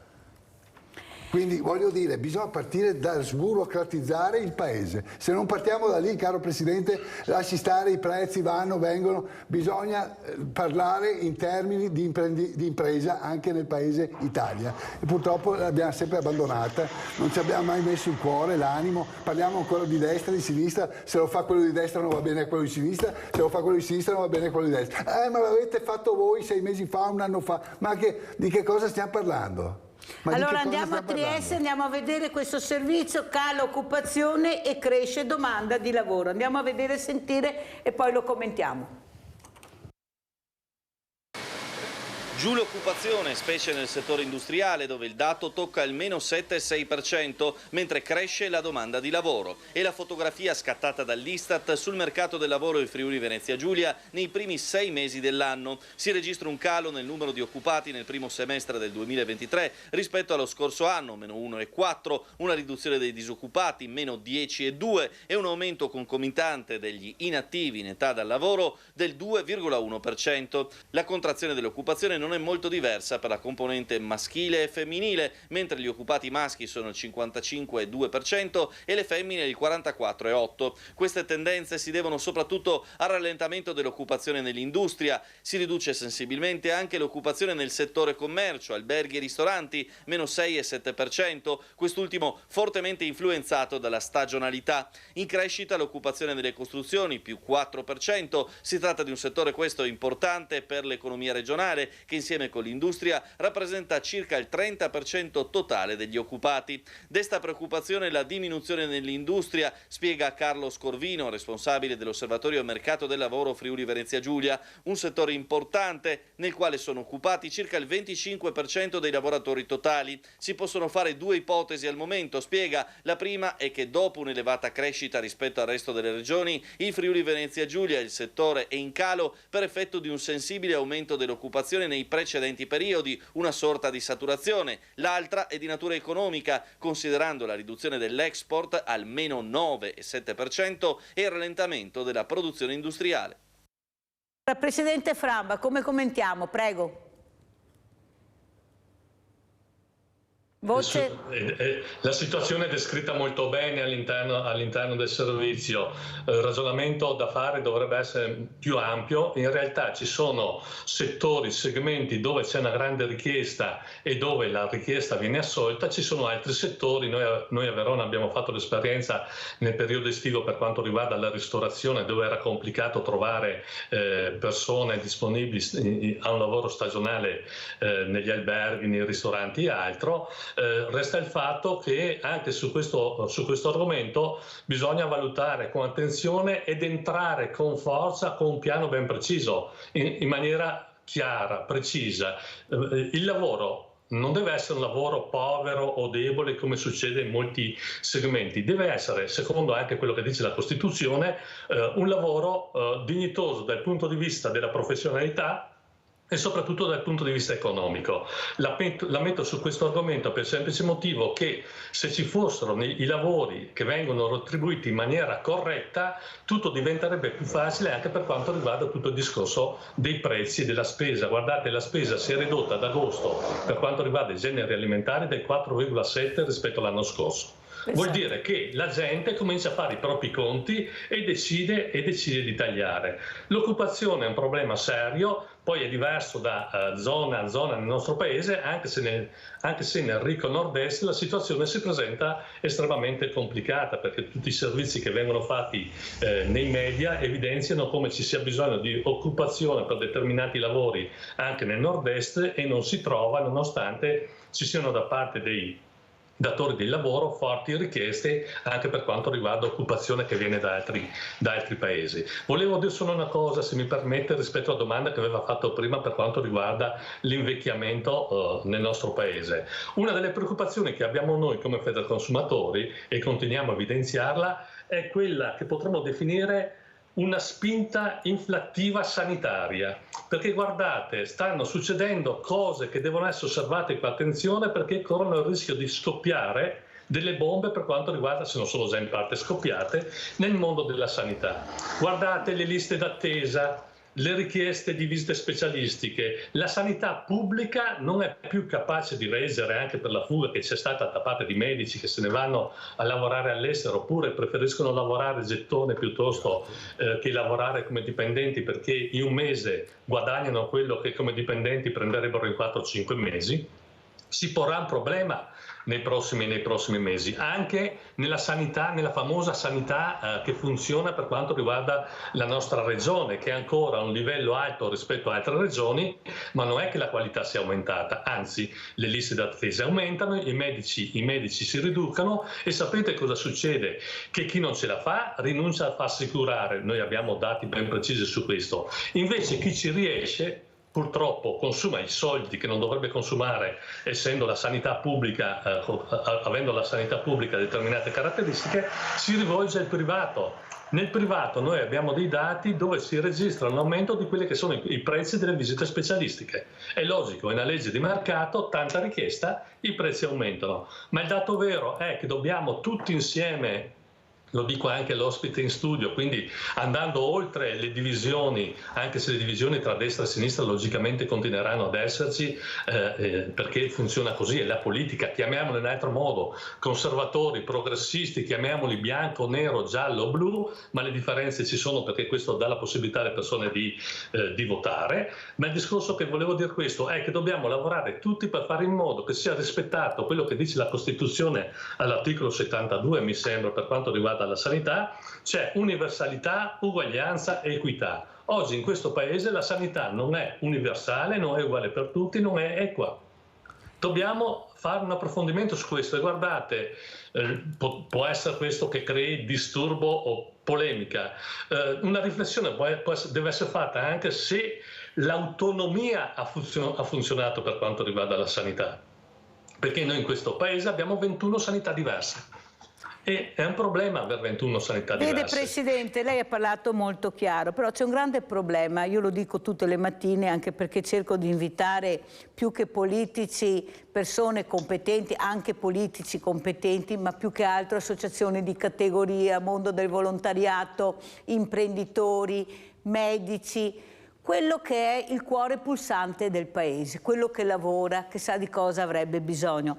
Vede Presidente, c'è un piano ben preciso sotto. Loro sapevano benissimo che saremmo arrivati a questi livelli, sapevano benissimo che c'era una popolazione che invecchiava, ma non gliene poteva fregare di meno, perché c'è un business pazzesco sotto. Arriviamo come in America, se hai l'assicurazione ti curi, se no muori per strada. Lo sapevano Presidente, tanto è vero che in anni non sospetti dicevano guarda che la pensione non ti basterà, devi farti quella integrativa. È partito da molto lontano. Sapevano benissimo che non avremmo più avuto persone che avrebbero lavorato e che sapevano fare il lavoro. Hanno azzerato gli artigiani, non li abbiamo più, li hanno affossati per dare spazio alle multinazionali che non pagavano neppure le tasse in Italia, ma colpivamo gli artigiani, i commercianti, perché erano loro quelli da colpire, gli evasori, e intanto le multinazionali si arricchivano, tanto è vero che l'economia e la finanziaria ce l'hanno in mano 10 paesi, 10 potenti, pensate 10 in realtà su un mondo globale. Lo sapevano Presidente, non vi hanno ascoltato, non hanno ascoltato nessuno, perché qualcuno si è arricchito, tanto c'è un popolo bue che ascolta e non fa niente. Hanno il voto, togliamo anche quello, ci hanno tolto addirittura la preferenza, almeno potevamo mettere delle persone competenti, niente da fare, le segreterie hanno fatto il drago, mettiamo chi vogliamo noi, e cosa abbiamo? Abbiamo un Parlamento quasi fatto tutto di commercialisti e avvocati, ma si può andare avanti, sburocratizzare, è vero? Ma intanto che sburocratizziamo, che non c'è riuscita neanche la Lega, mi sembra che avesse il ministro Calderoli, che è ancora là, che doveva fare questo, mi sembra è semplificazione, non so cosa si è semplificato. A quelle persone che non ce la fanno più, che hanno 1.000 euro al mese, 500 euro di pensione, cosa diciamo? Aspetti che sburocratizziamo? No, perché c'è il mondo del volontariato che sta mettendo le pezze dove la politica non arriva. E la politica è felicissima, tanto il problema lo risolve il mondo del volontariato e io me ne lavo le mani. Ma si può continuare così? Prego Caldato. Analisi pesante la sua, Mirella, però devo dire che, e lei lo sa bene perché fa volontariato da tanti anni e noi anche nel nostro piccolo lo facciamo tutti i giorni, il tema è questo: abbiamo, con tutte le rogne che ha elencato, abbiamo una grande medaglia da appendere al petto, che è proprio quella del volontariato. Questo è il paese che ha il volontariato più alto a livello mondiale. Ma non è per questo che il governo o la sburocratizzazione si deve fermare. Non possiamo sburocratizzare il paese solo perché abbiamo il problema della sanità. Cioè è una forma di concetto, di partenza. Bisogna partire da lì.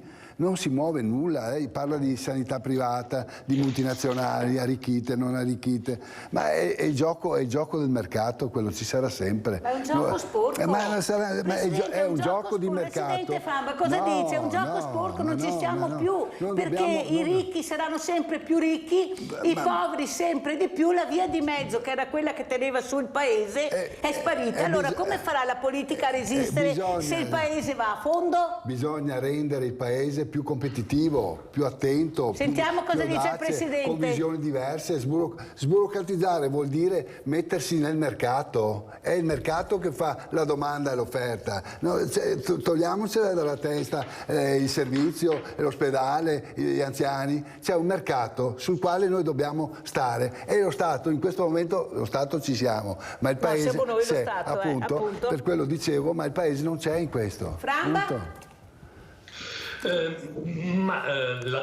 Quello che ha descritto lei, Mirella, è una situazione, sì, condivido, anche se bisognerebbe analizzare con più profondità, però l'ospite parlava di mercato. Guardate, quando si parla di mercato, vuol dire tutto e vuol dire niente, perché se si parla di mercato libero ha ragione la conduttrice quando dice ok, se si dà in mano tutto il mercato, la finanza governa tutto. E allora parlare di mercato libero vuol dire anche, io facevo riferimento alla sanità, ma si potrebbe parlare d'altro, le pensioni o altro, che vuol dire che a questo punto qua la sanità, invece che essere un bene, una ricchezza e altro, diventa un prodotto, perché c'è un mercato e quindi chi ce la fa ci sta dentro, chi non ce la fa muore. Non funziona così, il mercato va, mi scusi, il mercato va controllato, va osservato, perché altrimenti, come diceva la conduttrice, il mercato,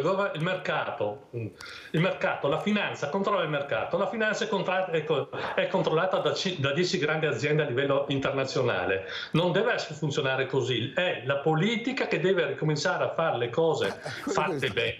Deve fare le cose fatte bene, e ha ragione la conduttrice quando dice nella politica però le scelte devono essere fatte dai cittadini e non dalle segreterie dei partiti.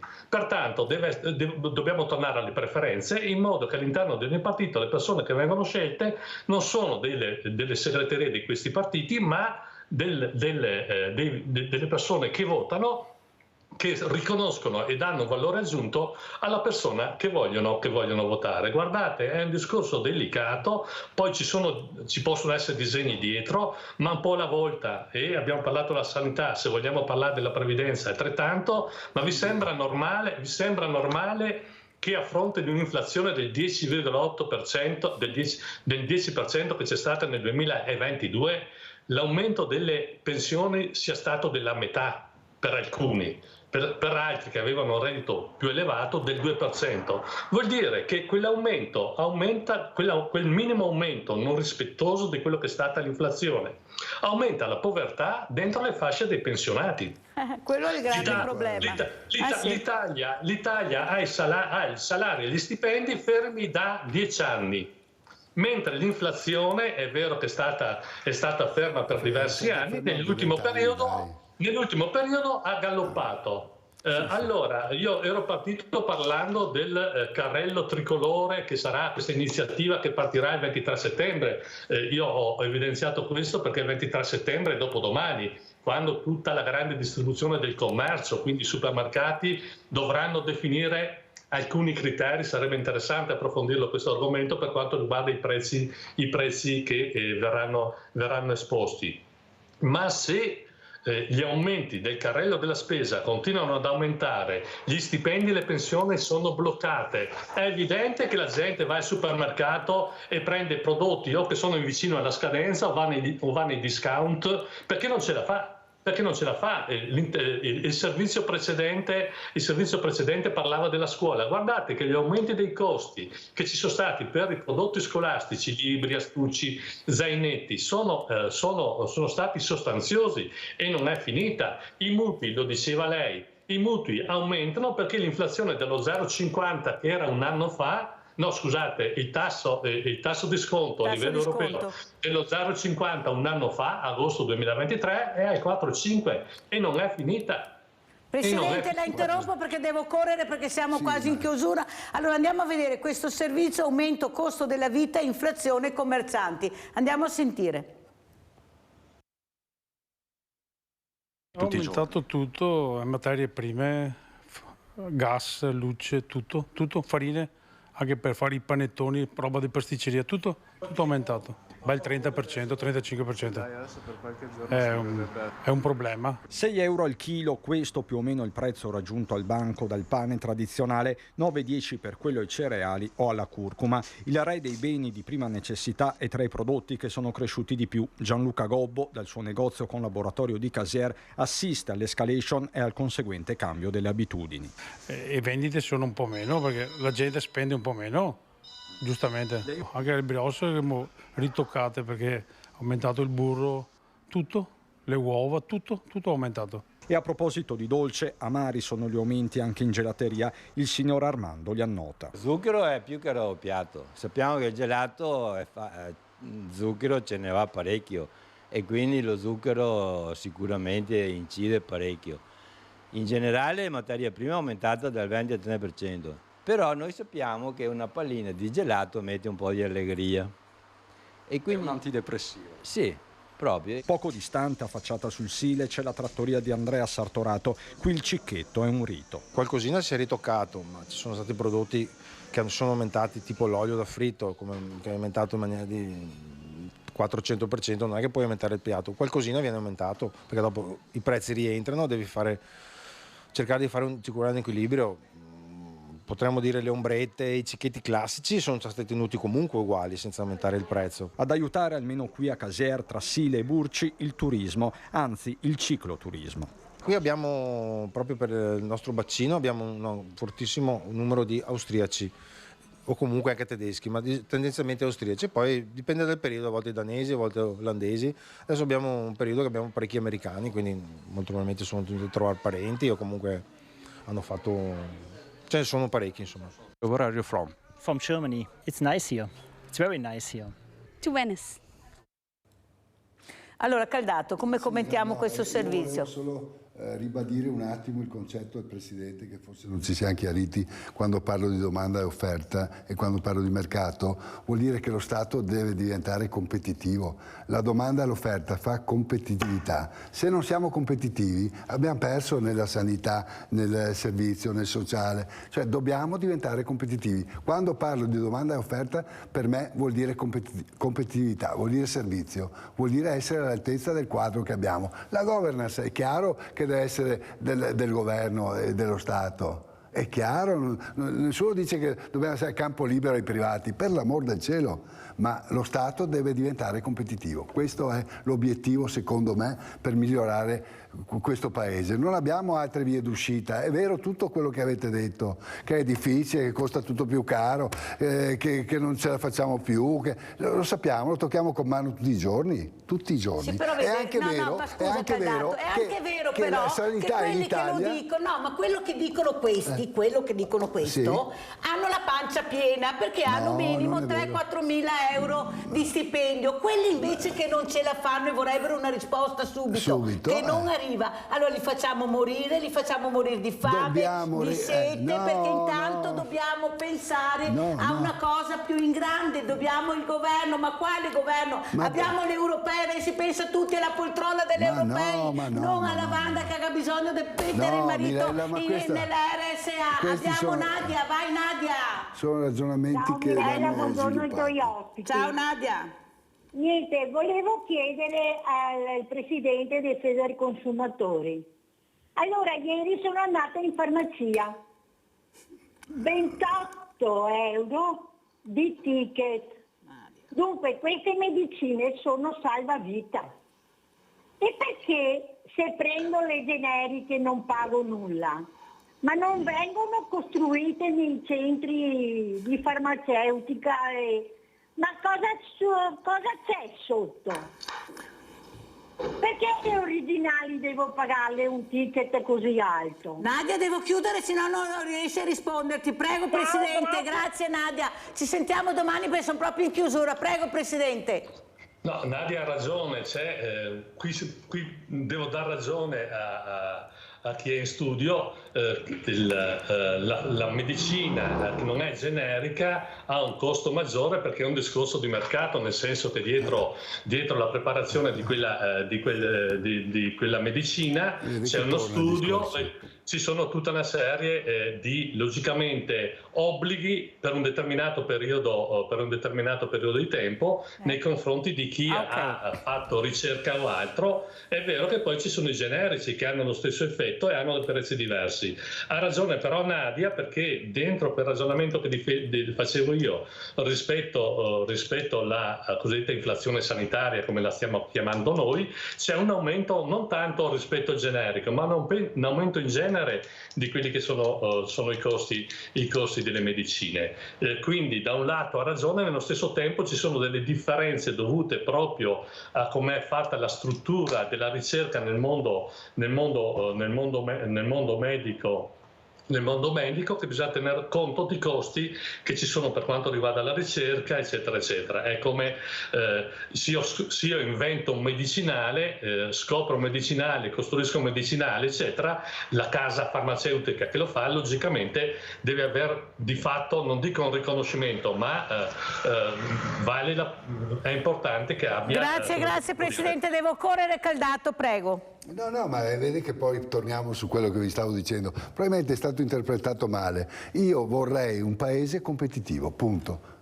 No, non c'è da fare. Era parente dello zio Remo, era amico vero dello zio Remo. No, diremo. Bisogna farlo, no? Faremo, diremo.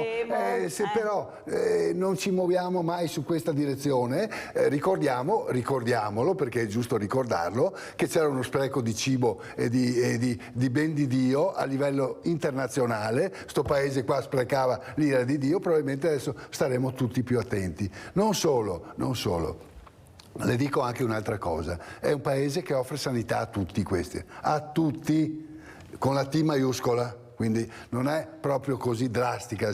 Un signore che arriva qua da qualsiasi parte del mondo va in ospedale e te lo guardano.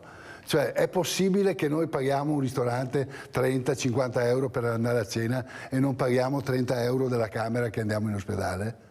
Cioè, facciamoci anche questo ragionamento qua, perché è facile dire la sanità non funziona. Ma sì, certo che paghiamo le tasse, ma offriamo un servizio che è superiore alle tasse, Mirella, perché a questo punto sto paese qua non sta più in piedi, per quello succede quello che sta succedendo. Allora rendiamolo competitivo. Quando? Subito. Come? Subito, con i manager, con la gente che ha la coscienza, con gente che vuole fare il proprio lavoro senza guardare il voto che ha detto facciamo destra e sinistra, conservatori per il voto. No, non serve più, bisogna guardare al bene del paese. Grazie a Luigi Caldato, manager consigliere comunale a Treviso, grazie a Maurizio Framba, presidente Federconsumatori Verona. La inviteremo ancora per vedere questi carrelli, come funzionano, questi carrelli tricolori. Grazie, non ho più tempo, devo assolutamente chiudere la posta di Mirella. Grazie, saluti Presidente. Saluti, grazie a voi. A voi.